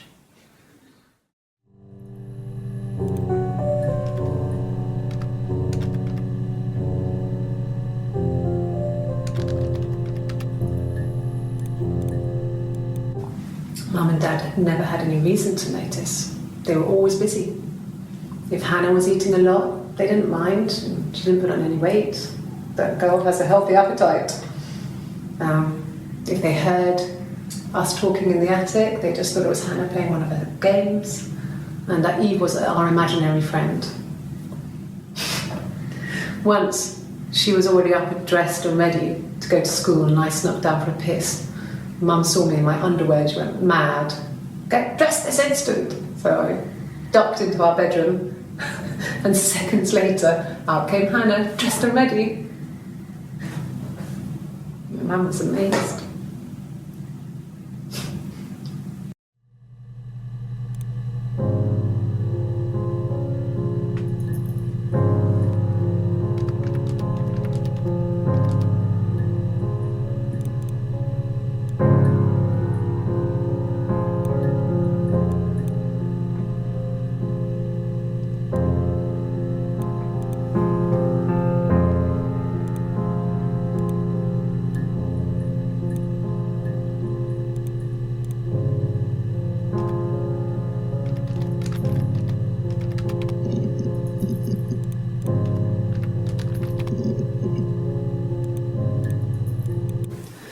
No, he was as shy as me. I asked a friend to ask him out for me. We had our first date at the Odeon in North End. We went to see Risky Business. I had on my one best dress.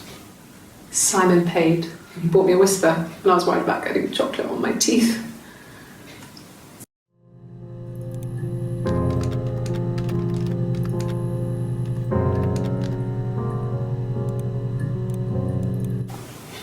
Simon's parents offered to put me up, but I didn't think it would be a good idea.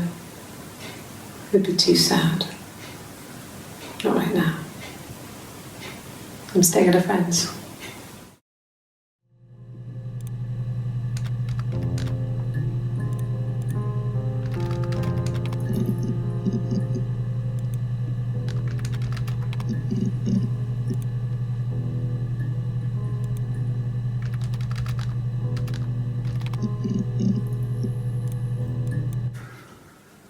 We couldn't afford our own place. Simon dropped out of school, went full-time at Glazier's. That was Eric's generosity. We moved in with his mum and dad. They had a spare room for us and the baby, if it came. It was a nice change, time to myself, living there for those months, full of hope.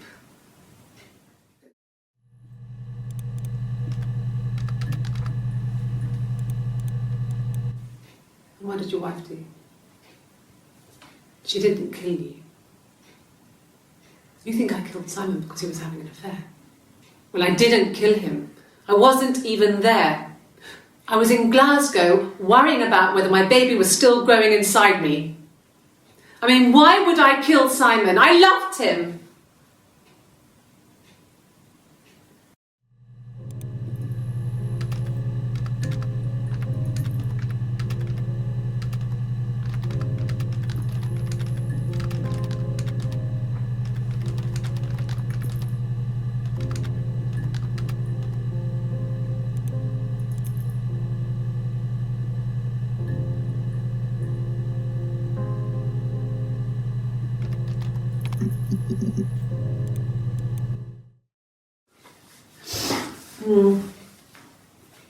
I left the next day, Saturday.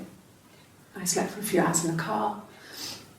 And when I woke up, I came straight back.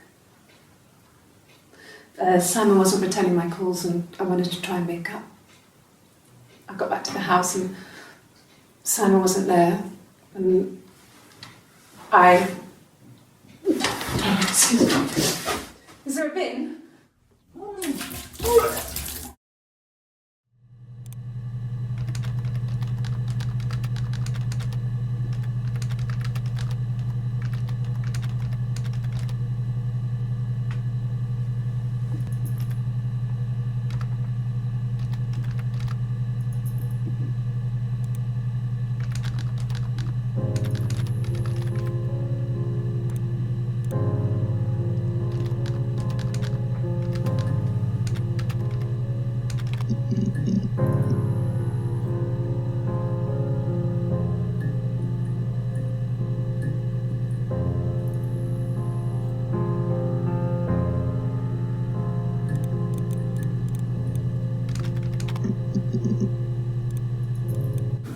Yeah, when I was at school. I worked part-time in the front shop. It was sort of an extended family thing.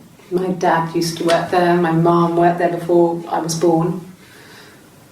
I took care of paperwork, filing, typing out invoices, that kind of thing. It was a good job for a girl back then. I didn't work a till or anything though. I was quite shy, so I wouldn't have liked to have worked a till.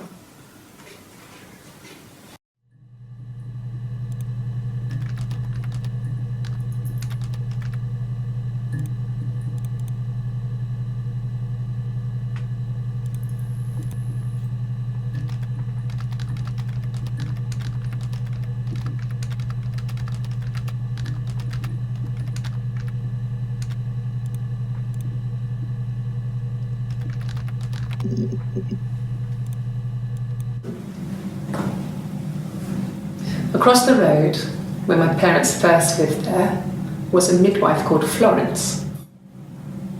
When Hannah was born, I was born at the same time. The midwife was there to help. I'd been throttled by the cord, probably wrapped around my neck by Hannah. The midwife told my mother I was dead, but I wasn't. She wrote all this stuff in a diary. Amazing what people will admit to on paper.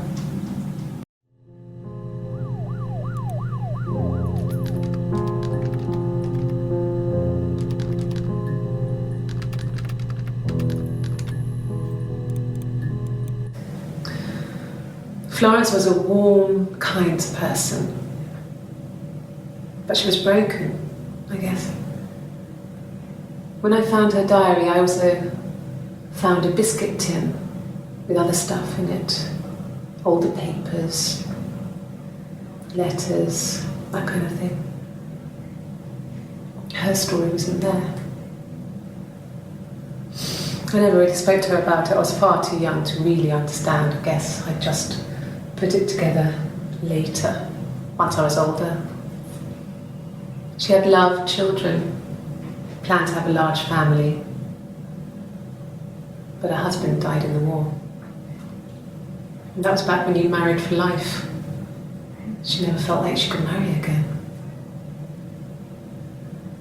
Isn't that strange? She was a widow from her 20s. But, I mean, I guess it was different then. You know, you married for life and she felt she could never marry again. I guess it was harder, a war widow. One of the dead. I don't know, maybe there was more to it than that. I don't really know.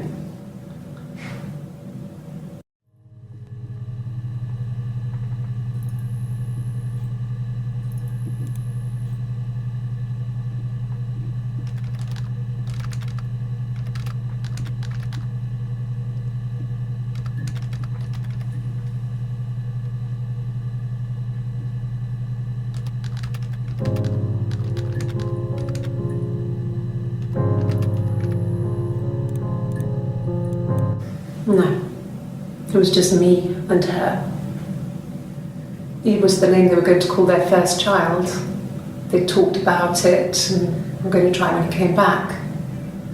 Florence's family had a history of firstborn girls, so they were convinced it was going to be a girl. It's hard to know if this is all true. These are stories I remember, that I read when I was a child. Maybe I misread, maybe I misunderstood. Sometimes it's hard to remember what happened last week.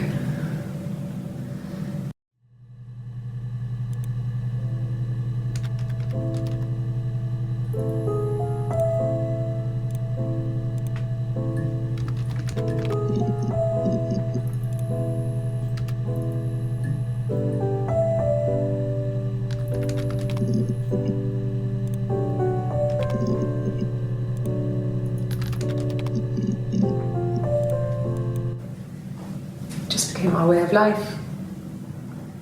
We would swap places and take it in turns to do things, and we were very careful. Whoever had been out that day would come back and write a detailed diary so that we were on the same page. We had a list of rules that said what we could and couldn't do in any given situation. It was exhaustive. We lived a second life through those rules. Rules for things that could only ever happen inside our imaginations.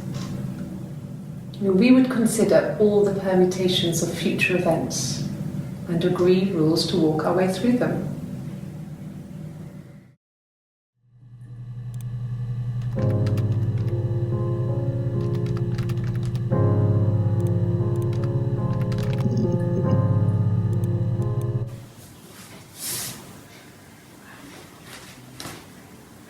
Okay.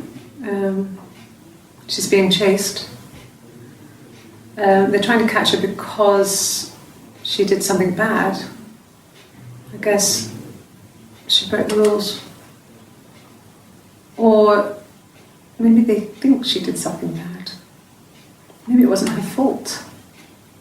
She looks scared, not guilty. Maybe it was mistaken identity. Did they catch her there? I don't know.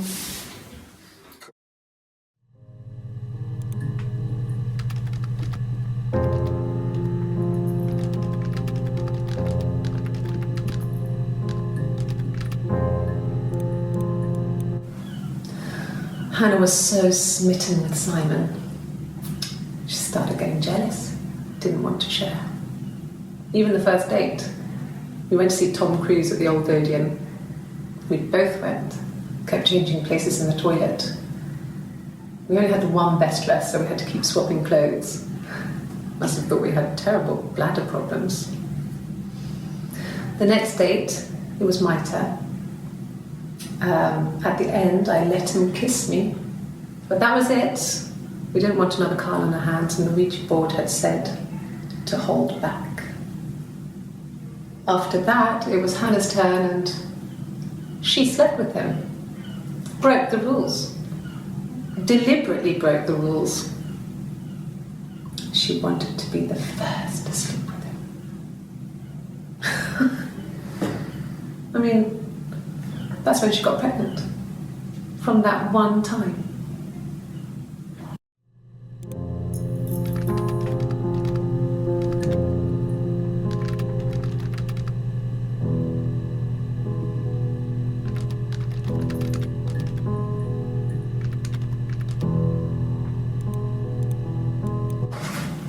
It lasted about 6 months.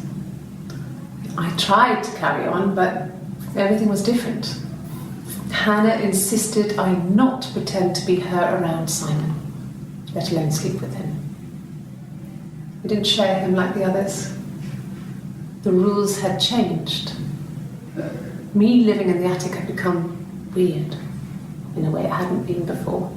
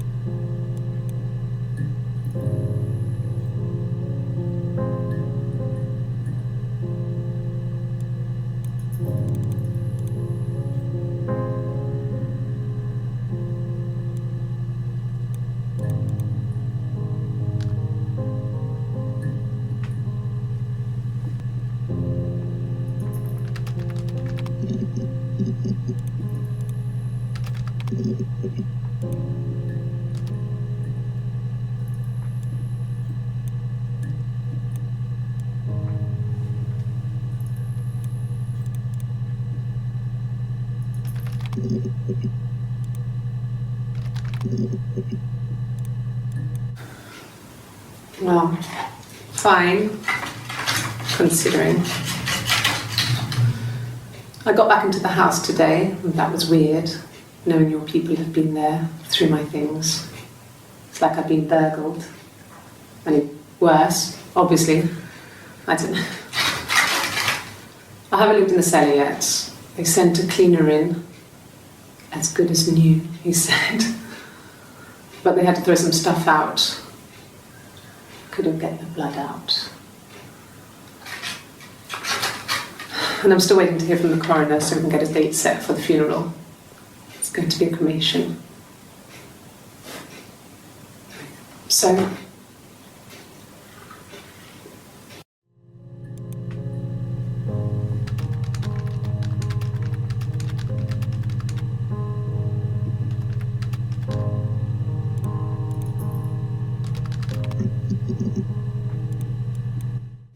Okay. I've given blood before. Do you need to take that for your records?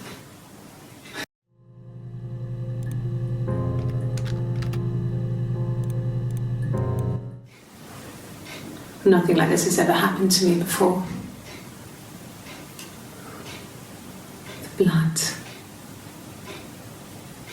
It's probably the worst thing that's ever happened to me.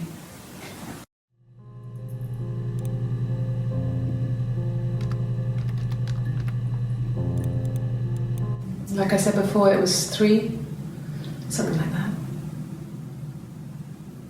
I walked in, saw Simon.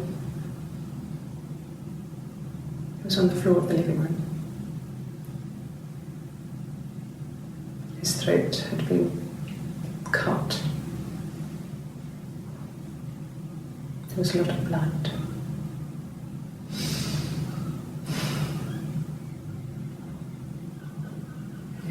He was dead.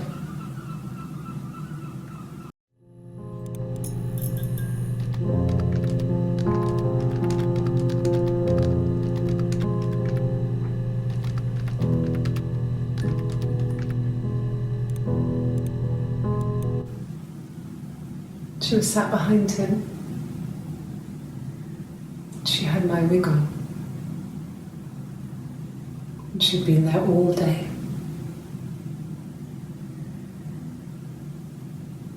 And she had blood on her.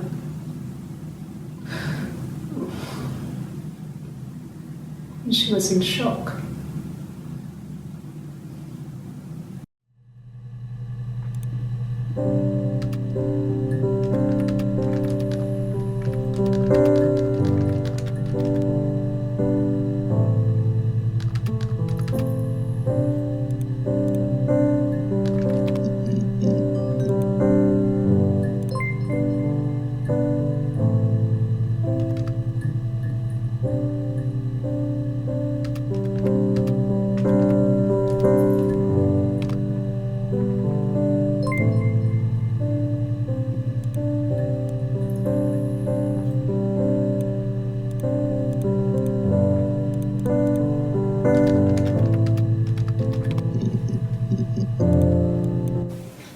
Fine. I've never had my fingerprints taken before. I once burnt my hand on the oven.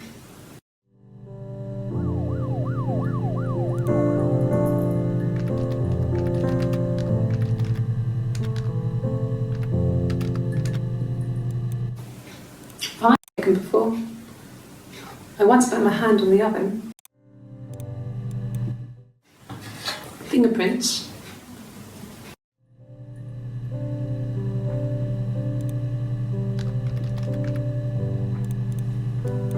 Yes, yeah.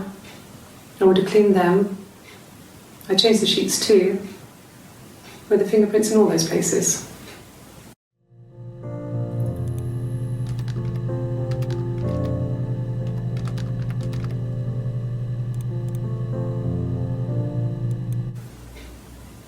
Could they have been my parents' fingerprints? I'm not sure how long they last for, but is that possible?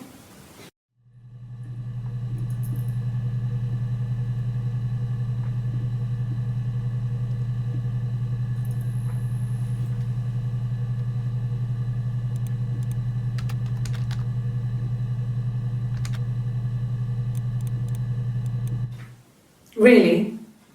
Go on then. Take the cup. Run your fingerprints. They'll match. Fucking idiot.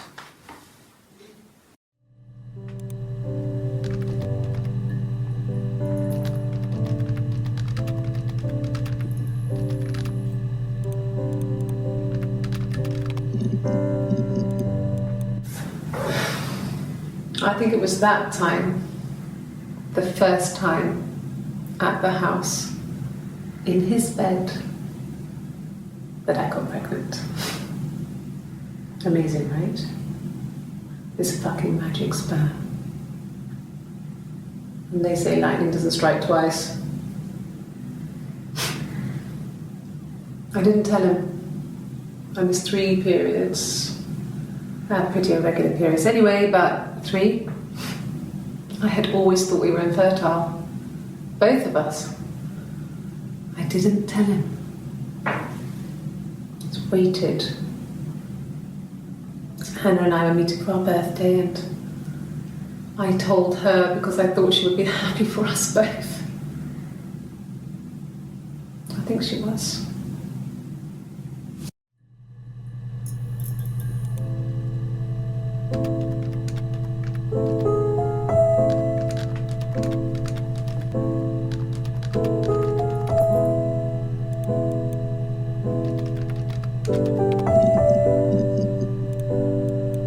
Yes, that's my birthday.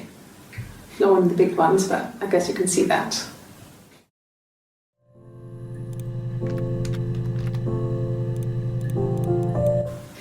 It was my birthday, like you said. We were going to have a meal at home. We had our meal. He gave me his present. I guess I didn't like the present.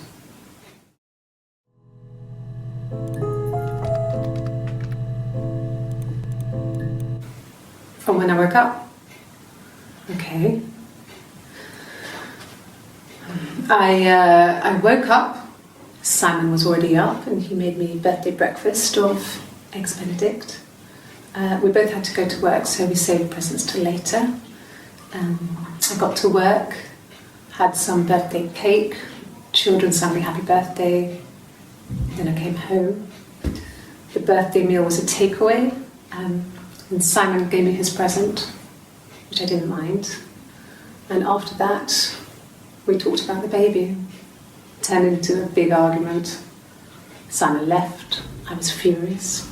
I wanted to get as far away as I could and get some space to think. So I left.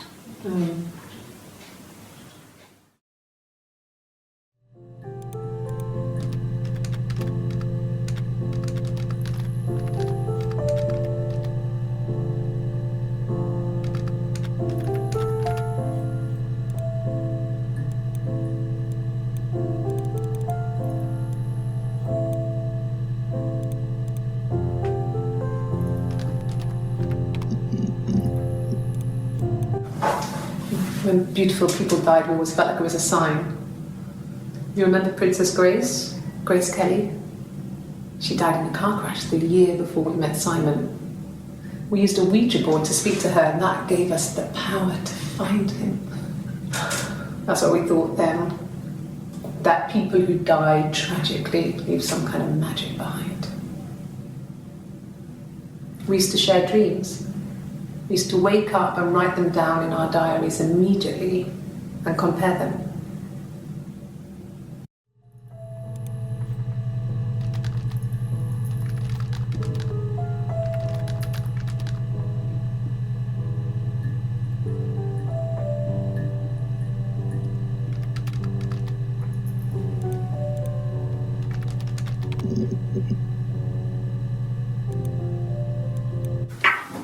Let me see. Yes. I drove in here because I remember, well, I went over the river. And then there was a church. There. Yeah. And I probably parked. Well, I remember seeing a street sign called Princess Street. Yeah, there it is. Yeah, so I'm pretty sure it must be this one. There.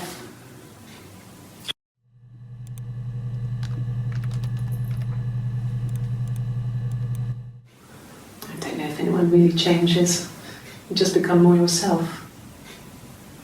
Simon was my prince, and that hasn't changed.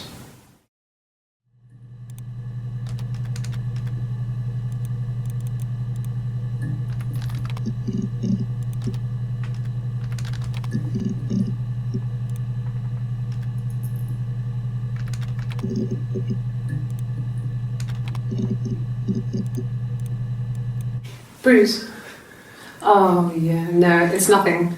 I was going through the top cupboard in my kitchen and the chair slipped and I kind of hit the door with my face. I mean, it hurt like hell.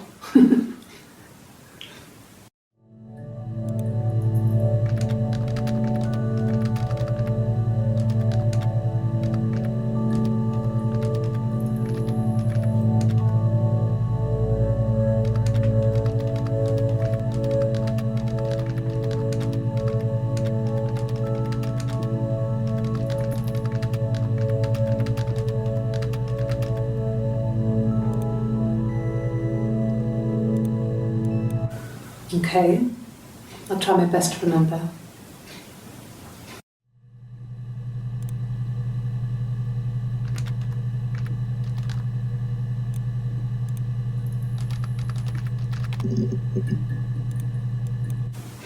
The bruise.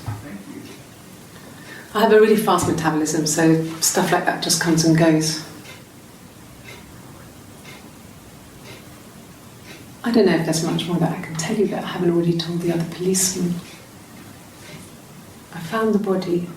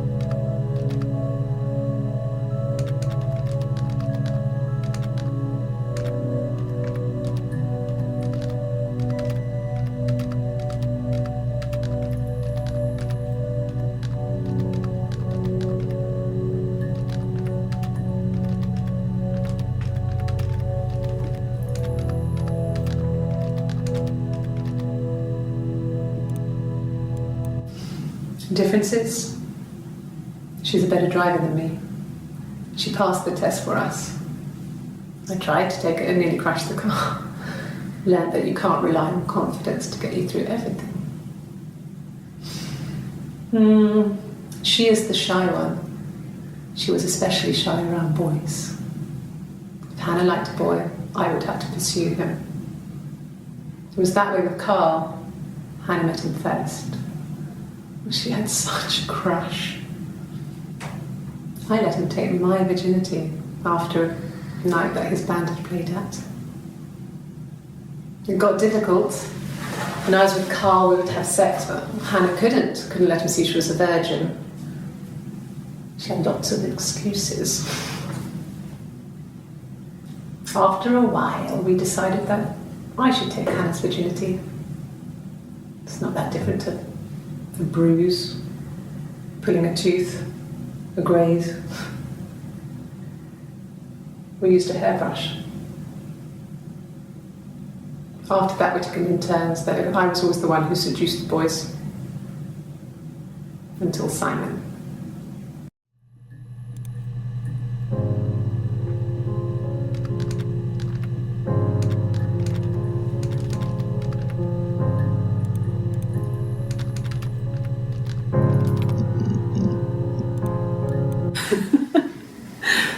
Was he my first? No need to be so coy. No, he wasn't my first. That would have been Carl. He was a local boy in a band. He was a bit of a shit. But he was sexy. We were 15.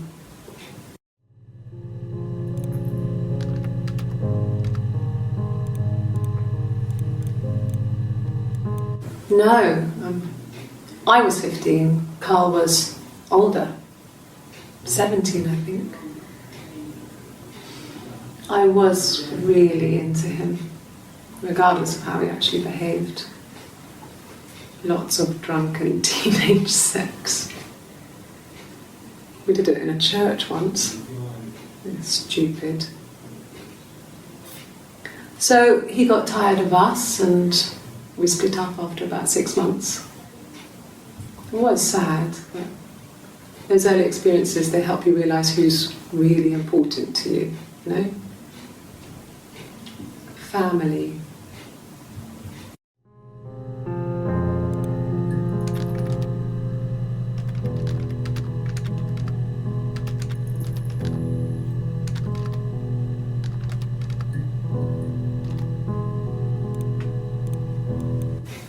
Family. So, Carl fucked off, and then there were other boys here and there, and then Simon.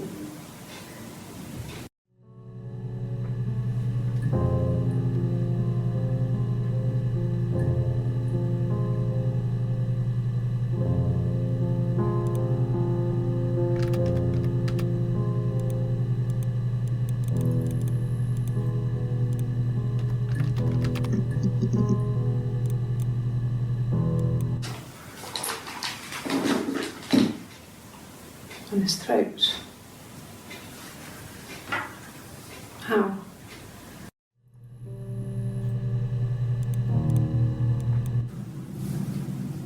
Her story is that she'd waited for him to come back.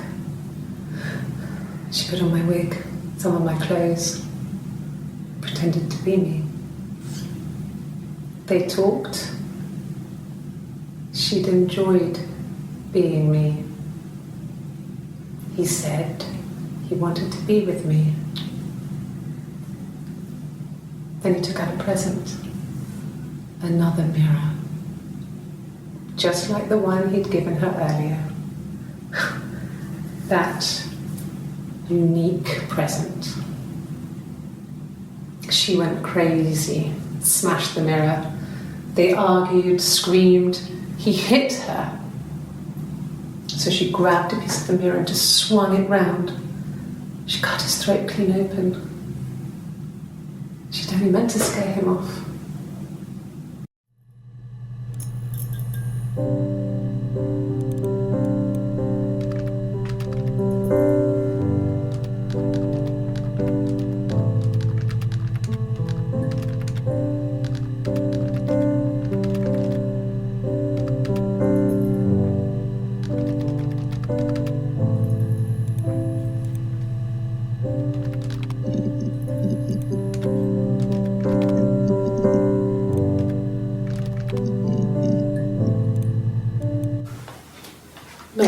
On his clothes? That would make sense. He made it. By hand. I mean, he brushes the silver onto the glass. It's not how they make mirrors these days. I mean, he made the mirror and he gave it to me.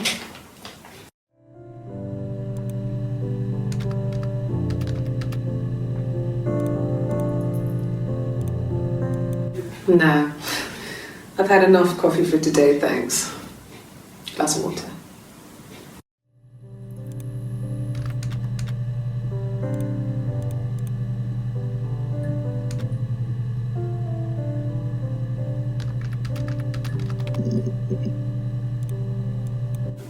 Yeah, we were 17. It was a nice wedding, people said. Simon looked very handsome in the photos. His parents paid for everything, but he's an only child, so it was important to them. It was what they called a shotgun wedding, but if you looked at the photos, you couldn't tell. The dress was beautiful. It looked like Princess Diana's. The train wasn't quite as long, though. There's a great photo of the bridesmaid helping to carry it out of the car.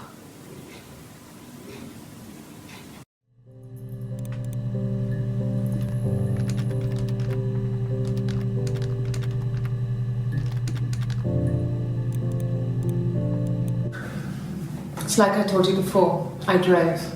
I took the car and drove. I don't have my own car, but I have a spare set of keys. I just drove north. I wanted to think, put some space between me and them. Everything I told you before is true. I stopped at Glasgow. I was tired, exhausted. I pulled out and I hit a car. My car was okay, but I was worried about the baby, so I went to A&E to get the okay. Everything was fine. Slept in the car. When I woke, I tried to call Hannah from a payphone. She wasn't answering. And then I decided to drive back. I had decided that she was more important to me than Simon.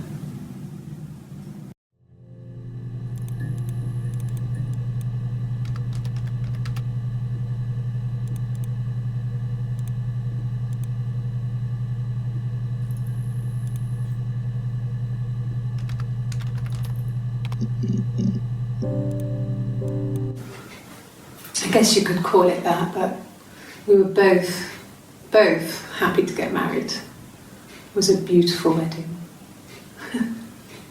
We had our first dance to Come Back and Stay. I'm not sure if that's a good wedding song, but I loved it.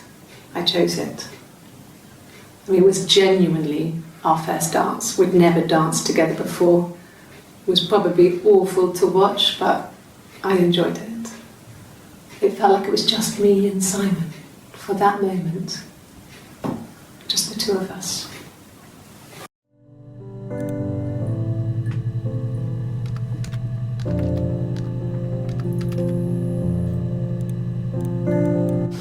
We spent the wedding night in a hotel in Brighton.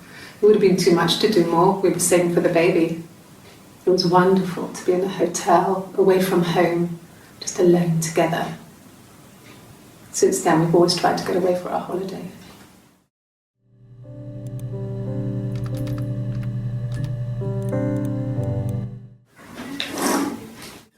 Yeah, that's Simon's watch. It was a gift from Eric. He got it this year. It was a wedding anniversary gift. Steel. It would have been Diane who chose it. She has really nice taste.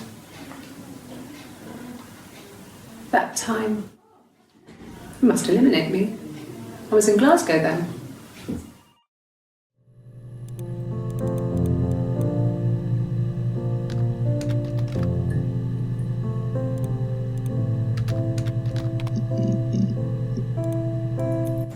It happened very quickly. We hardly had to talk to each other. We agreed almost silently. The baby was what mattered. We'd help each other. We cleaned up. We bagged up the broken mirror, her clothes. They're gone. We took him down to the cellar. We knew we had an alibi, and we wanted the body to be found later. We wanted to have suspicion on us so we could then disprove it rather than have it linger. Better to keep the body in the house than risk being seen with it. The watch, that was my touch to make sure the alibi stuck.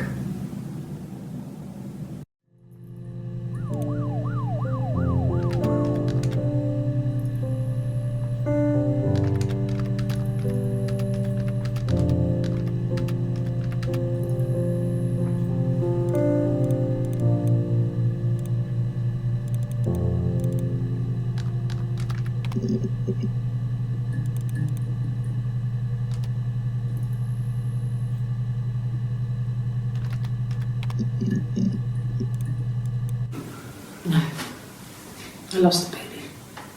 I had a miscarriage at 8 months. We carried on living at Simon's parents until, well, it was only a few months after.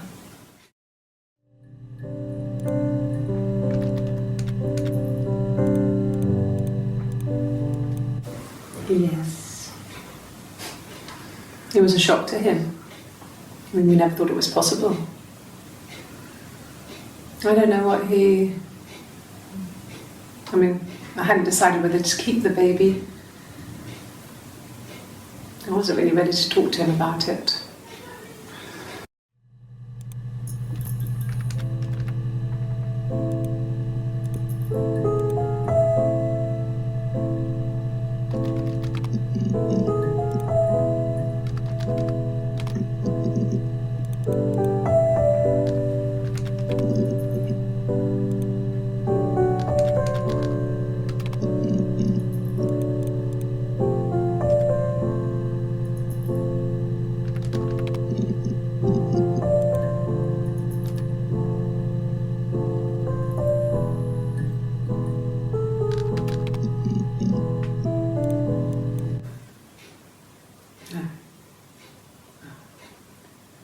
The whole thing was wrong. The bags, I think they were from our kitchen, you can probably check that. We never go into the cellar. It's just a place we put things we don't need. Dad used to grow mushrooms there. The bags were taped up. I think it was parcel tape, but I think it was ours.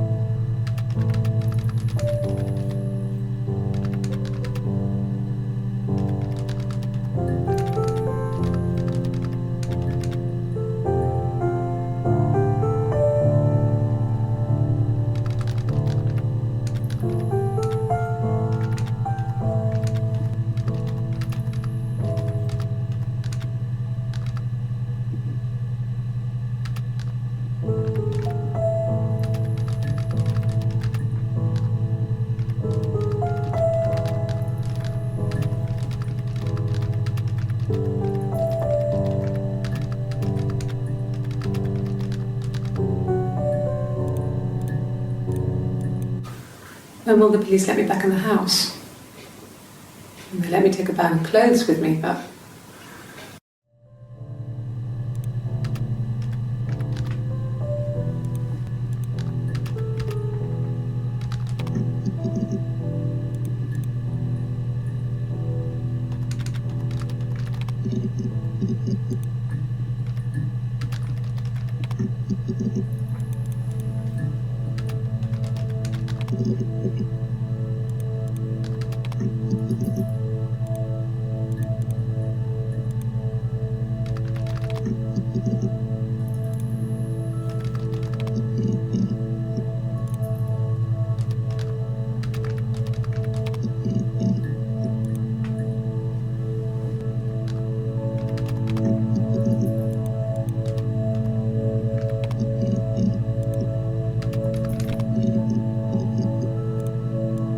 Really?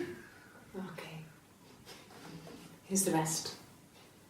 Oh, they laid a body on the dock to dry. Oh, the wind and the rain, till a fiddler with a fiddle came walking by. Oh, the dreadful wind and rain. And he made a fiddle bow of her long hair. Oh, the wind and the rain. Yes, he made a fiddle bow of her long blonde hair. Oh, the dreadful wind and rain. And he made fiddle pegs of her finger bows. Oh, the wind and the rain. Yes, he made fiddle pegs from her finger bows. Oh, the dreadful wind and rain. And he made a fiddle out of her breastbone. Oh, the wind and rain. The sound could pierce a heart of stone.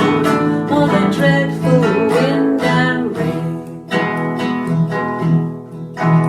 But the only tune that the fiddle could play was oh, the wind and the rain.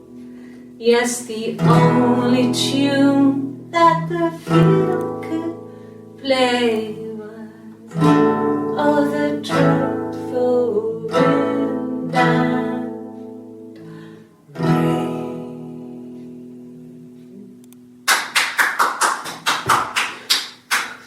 Anything you sing may be used as evidence against you.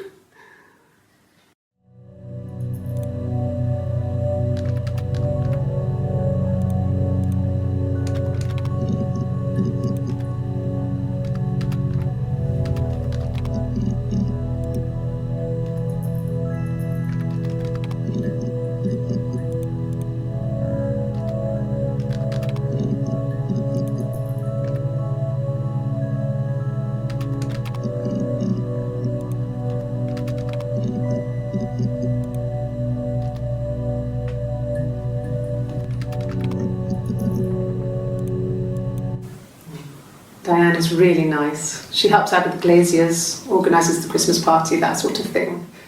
They have 2 kids, really sweet kids. She used to look out for me when I worked there.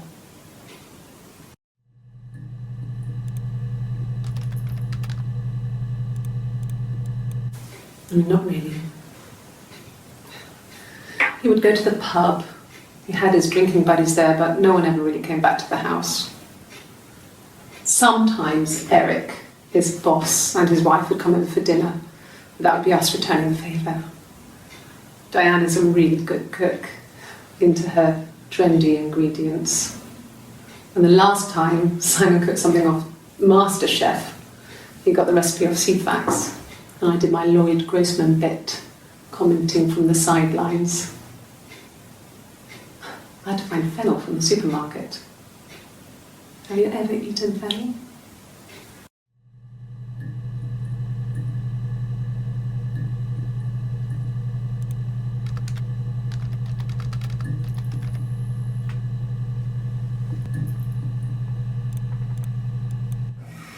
Simon and Eric arguing?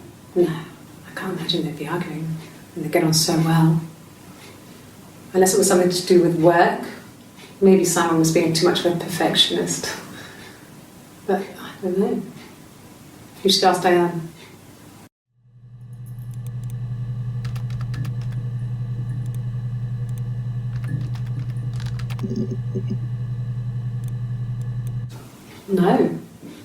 No, Simon didn't play guitar. He wasn't very musical. He liked to listen, but he was tone deaf.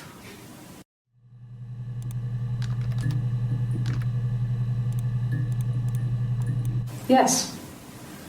Yeah, it's my guitar.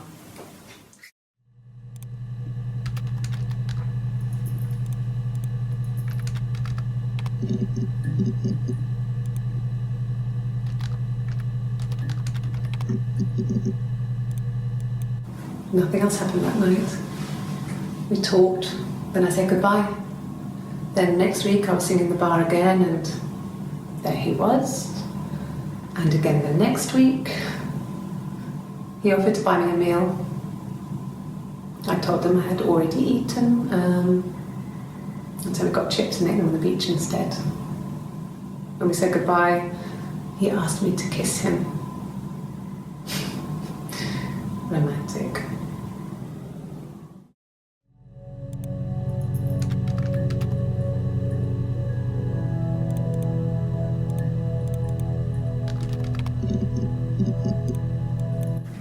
Yes. I thought about telling Hannah. I felt guilty after the kiss. But then it began to feel like this was the way it should be. Sharing, like we had before. He never mentioned her to me. There was the Simon with me and the Simon with her. It was almost like it was a different Simon. But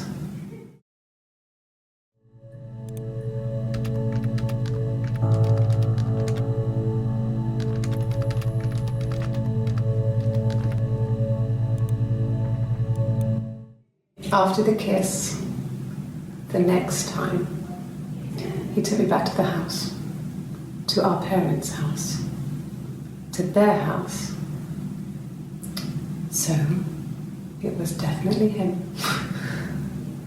I sometimes think he wanted to get caught to prove to himself that we were different people. He told me about his marriage, told me how his wife was completely different to me. I almost burst out laughing.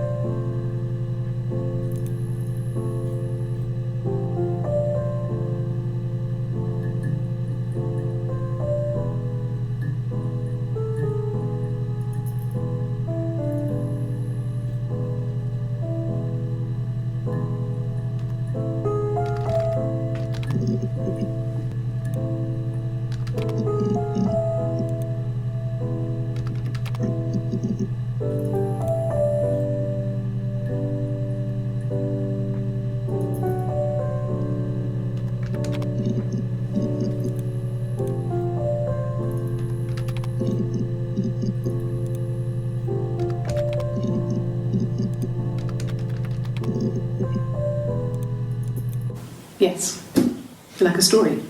A beginning, a middle, and an end.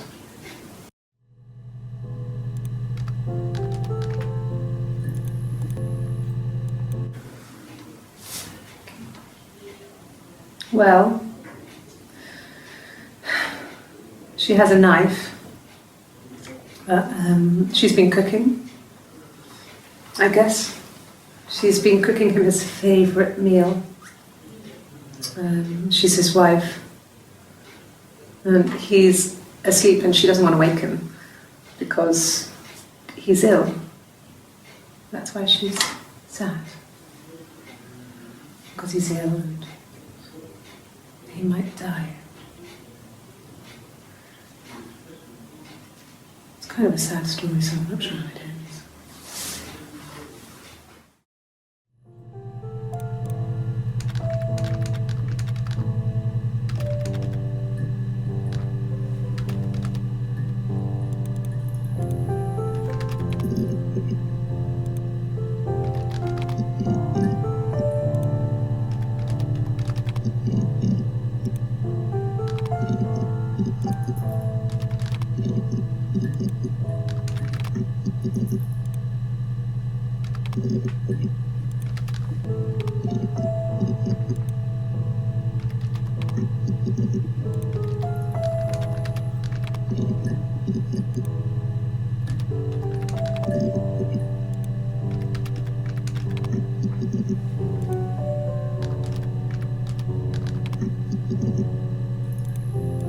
I got in the car and I drove.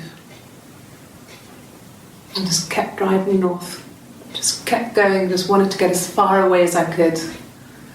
When I finally stopped, I was all the way up in Glasgow. I was so tired. I just had to sleep.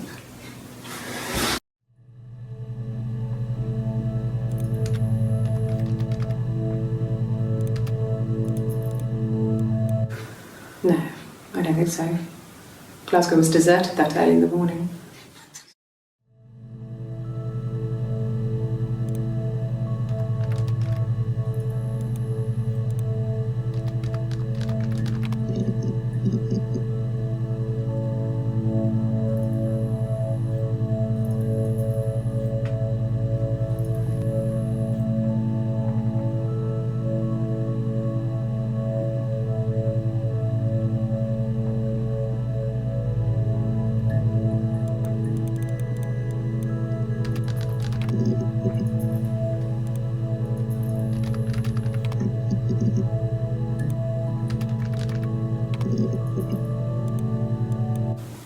They said it was food poisoning.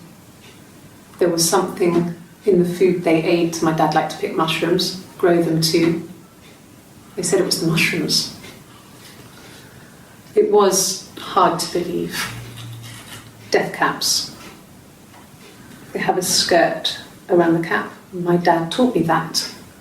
But, the police had no reason to think it was suspicious. They lived alone. And no one had any reason to hurt them.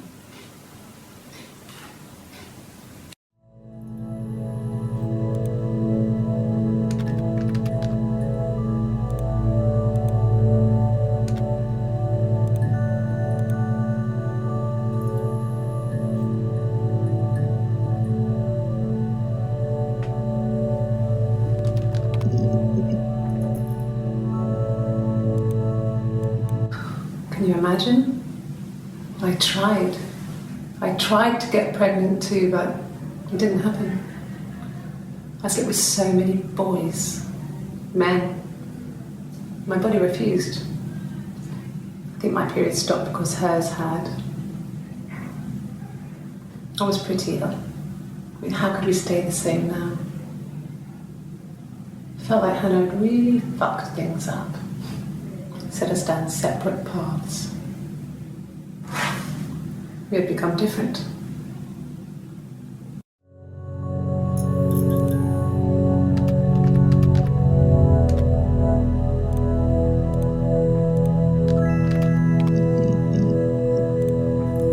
Yes, I speak with Eleanor at least once a day. Not that there's anything much to say. It's more just...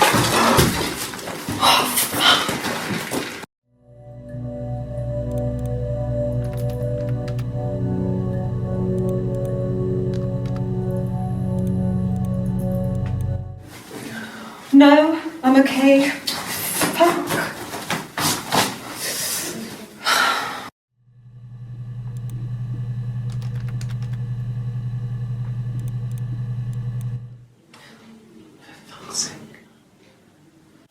Can I leave?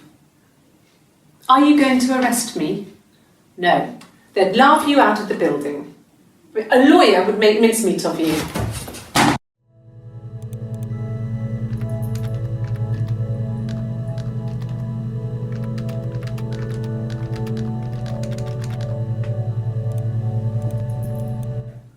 Are you arresting me? No. Fuck off. Open this door.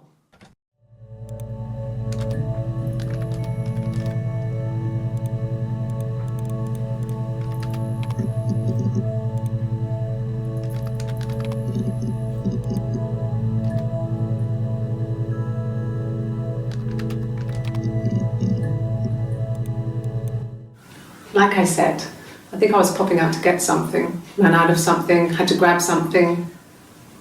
I sometimes drive too fast. If you want, you can arrest me for that.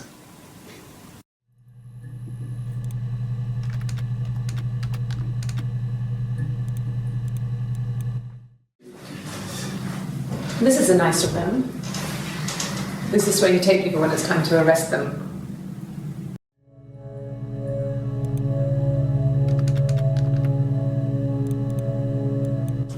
Yes. No lawyer. What are you going to arrest me for?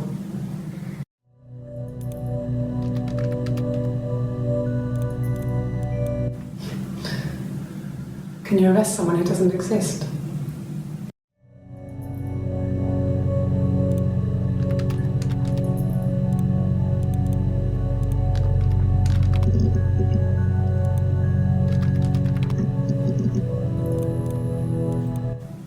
Yes, I understand my rights. No, I don't need a lawyer.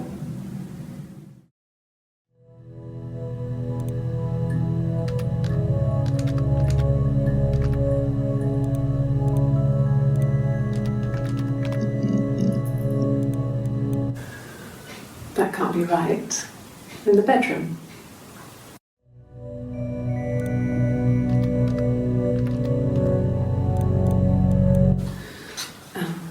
I sleep on the right side of the bed as you come in from the door. You can tell because I have 2 pillows and he just has 1.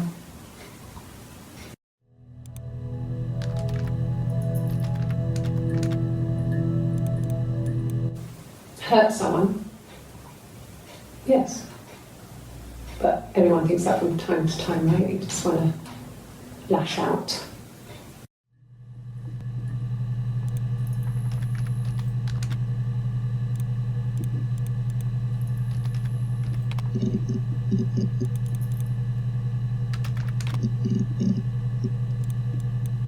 Suicide?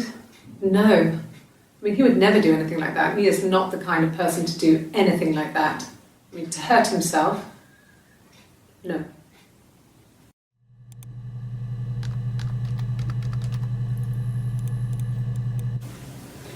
I mean, I don't know. Something must have happened to him on his way home. He could be hurt. I mean, why hasn't he phoned? I don't know.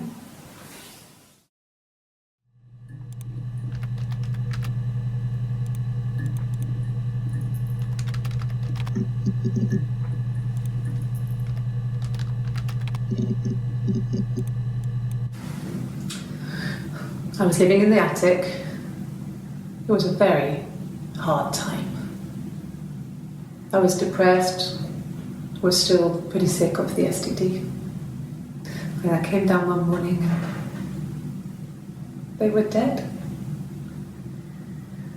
They were in bed and both had been sick. They'd thrown up a lot. And I slept through it.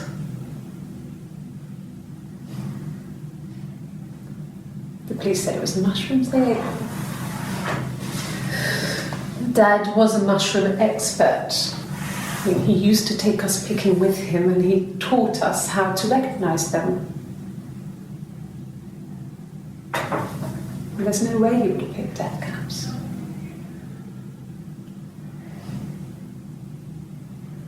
But the police believe that's what happened. They never even looked in the attic.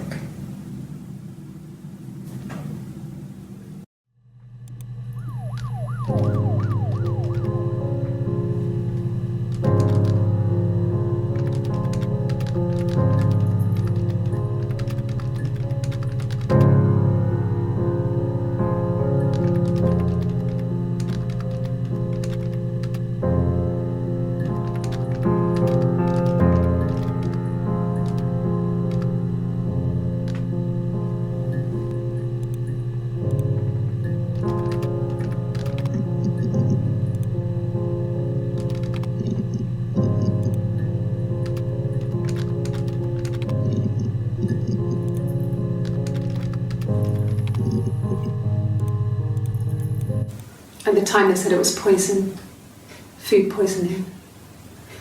I mean, I felt so guilty. If I'd still been at home, maybe I could have done something. I don't know.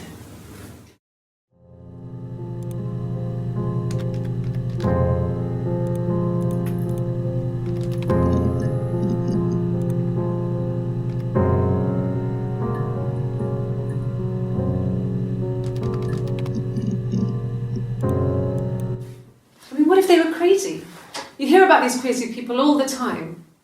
I mean, why would anyone who knew Simon want to kill him?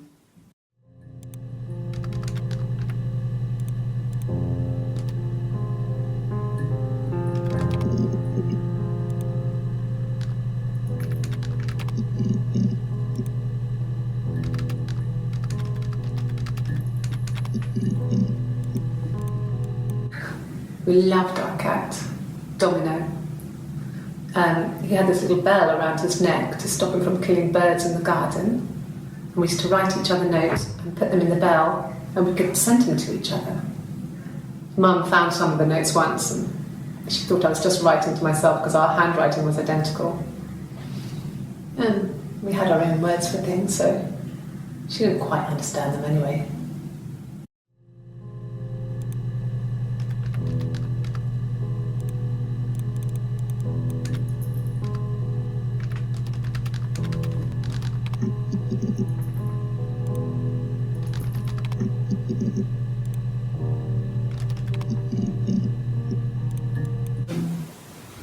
No, they were shut. Most of the windows were really hard to open anyway. They're stifling in summer. They were painted over by my dad. Could have left a door open accidentally. Or there's a cat flap in the back door.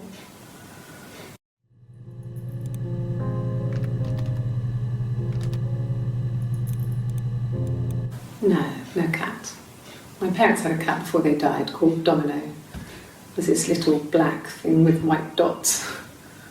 And we never did anything about the cat flap, but if you were thin, you could maybe squeeze through it.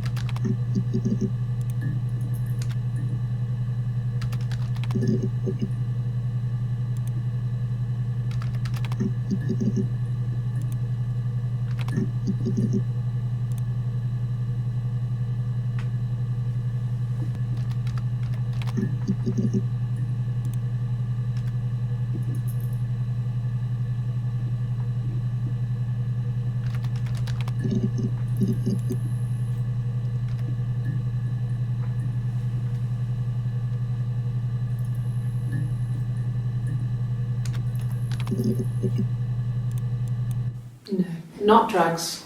I mean, he drinks, but never very much. He goes to the pub and has one or two. Sometimes we go together. He drinks wine with food, but no, he doesn't have any kind of drinking problem.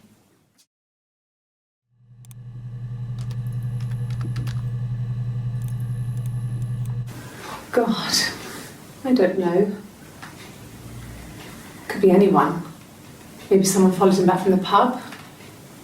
But why would he let them in? Doesn't make sense.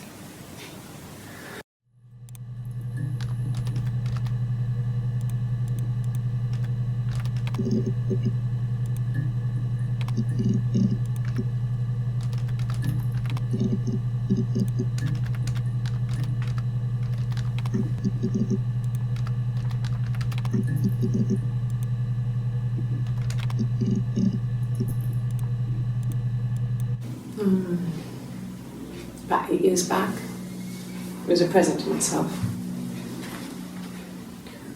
I shouldn't even be drinking coffee with the baby. It's been hard trying to give it up. I think they say you can have 1 cup.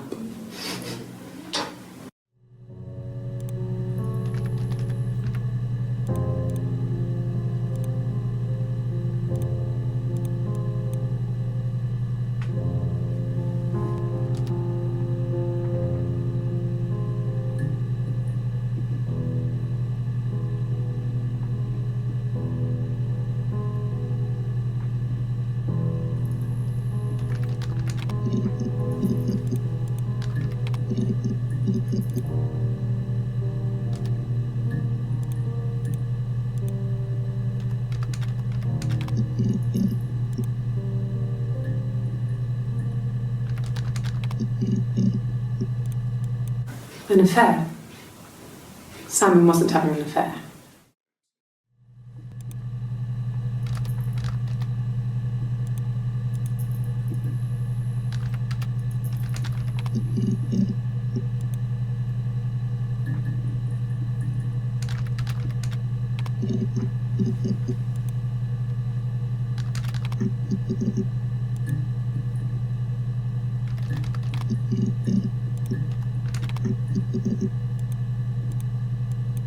Sure, I think. I do all the bills and paperwork and handle all the money stuff, so it should be easy for me to find. Do you want them dropped off to you?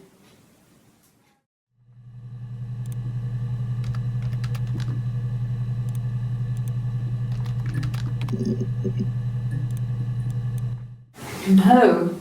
Everyone loved Simon. He's a glazier who doesn't have much money.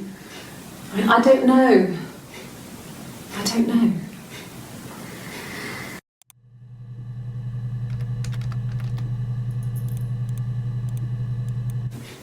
If you put me on You've Been Framed, I want the money.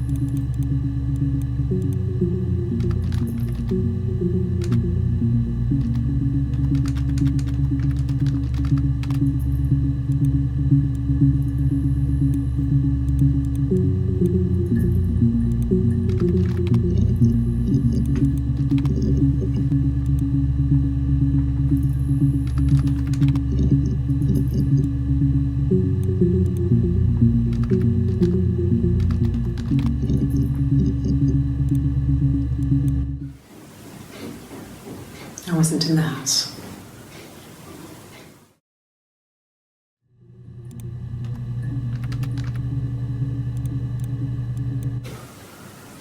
I wasn't in the house all of Friday night. After the argument, after Simon left, I left too. I was upset and I wanted to get away, so I took the car.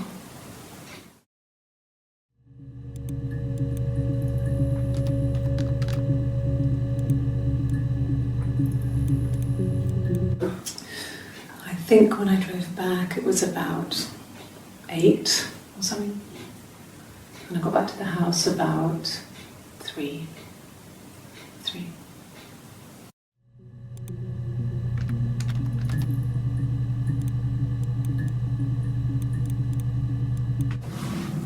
Yes, it was a cremation for the best. We both wore black and had veils, so it was easy. And after the funeral, everyone came back to the house. Hannah served up sandwiches, and I stayed out of sight.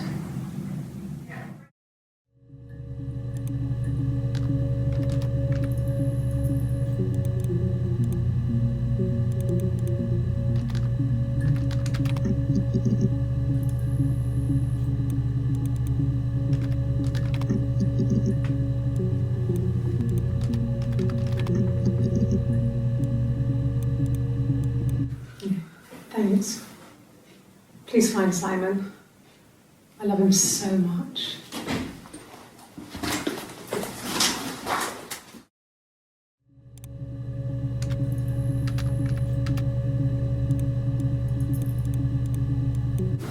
No.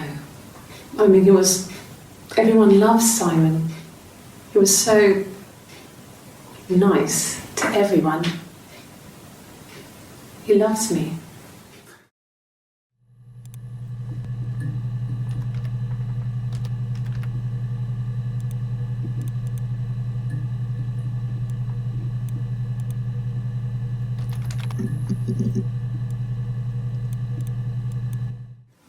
No, it's okay. The other detective has just gone to get me one.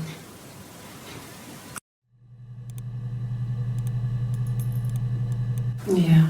I pulled over and slept in the car. This was just by the side of the road. I was exhausted.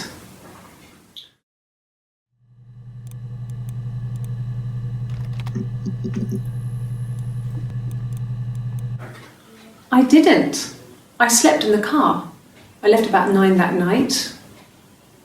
I wasn't there.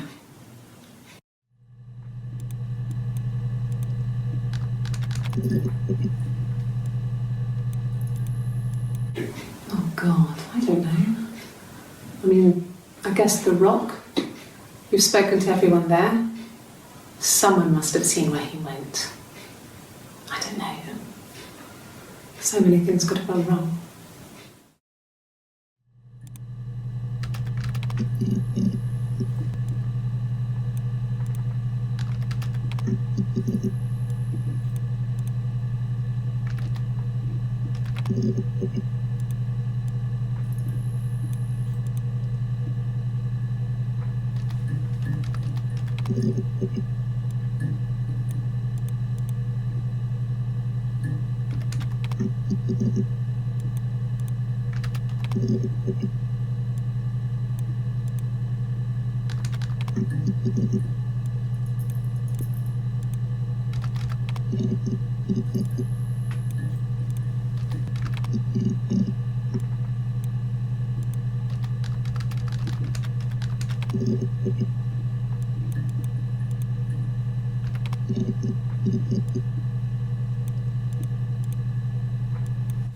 No. I'm not sure what Strange would be, but he hasn't been acting odd. He's been busy at work, but nothing too stressful.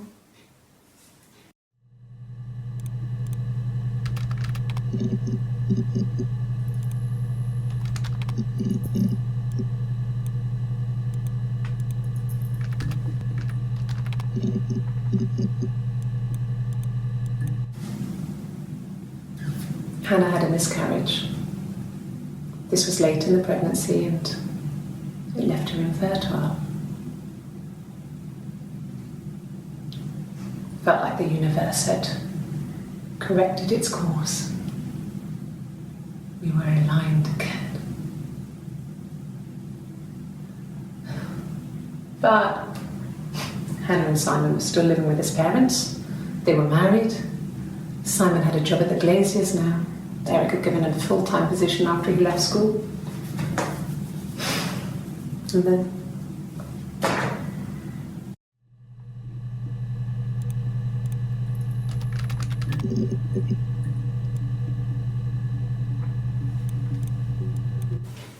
my parents died. It was the worst year of my life. A miscarriage and then my parents.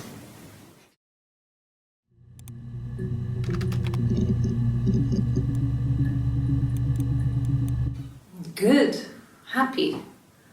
I mean, ups and downs like any couple, I guess, but we've been married for over 10 years. So, our sex life is probably fairly average for a couple after 10 years of marriage.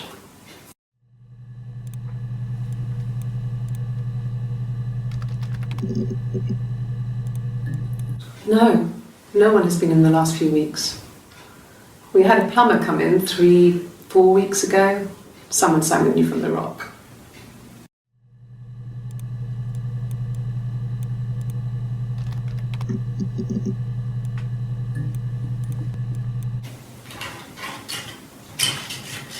This is the third day running you've called me in.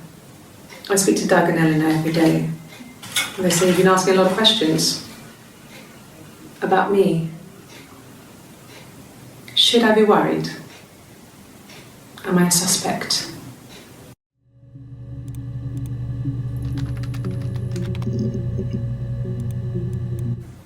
Okay. So you want to eliminate me as a suspect?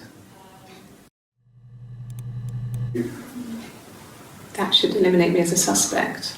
If I was in Glasgow, can't be in two places at once.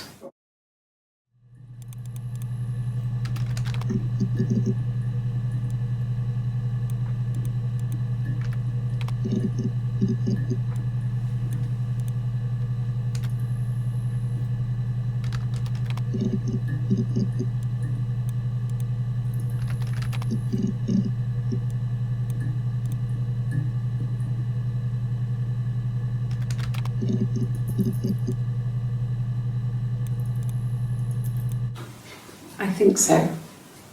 I mean, to get into our garden, we'd have to climb through other gardens. All the gardens back onto each other, so you'd have to climb over 1, 2, 3 gardens to get to ours. I mean, did anyone see anything? Did anyone see anyone come and go? An intruder?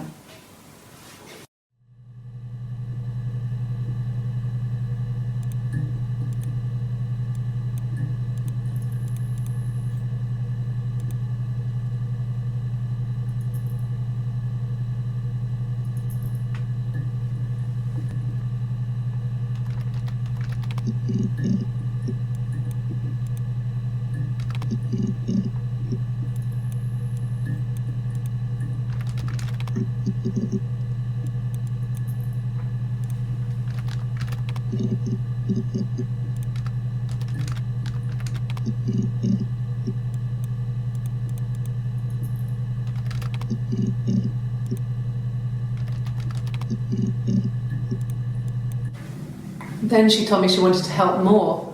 She said I should move in with her. She would come clean with Simon about me. I was family, I couldn't have a baby in a bedsit. I told her I didn't want to tell Simon. Told her to wait for the time being.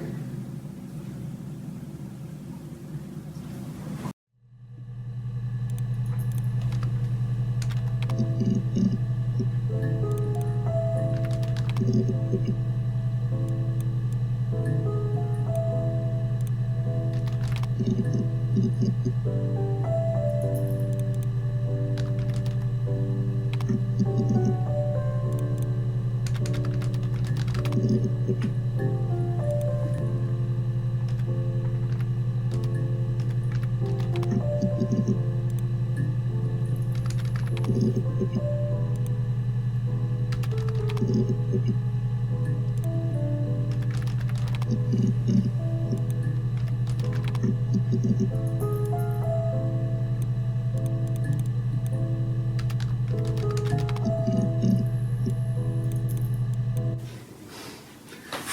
think it's very cool that their dad is a police detective.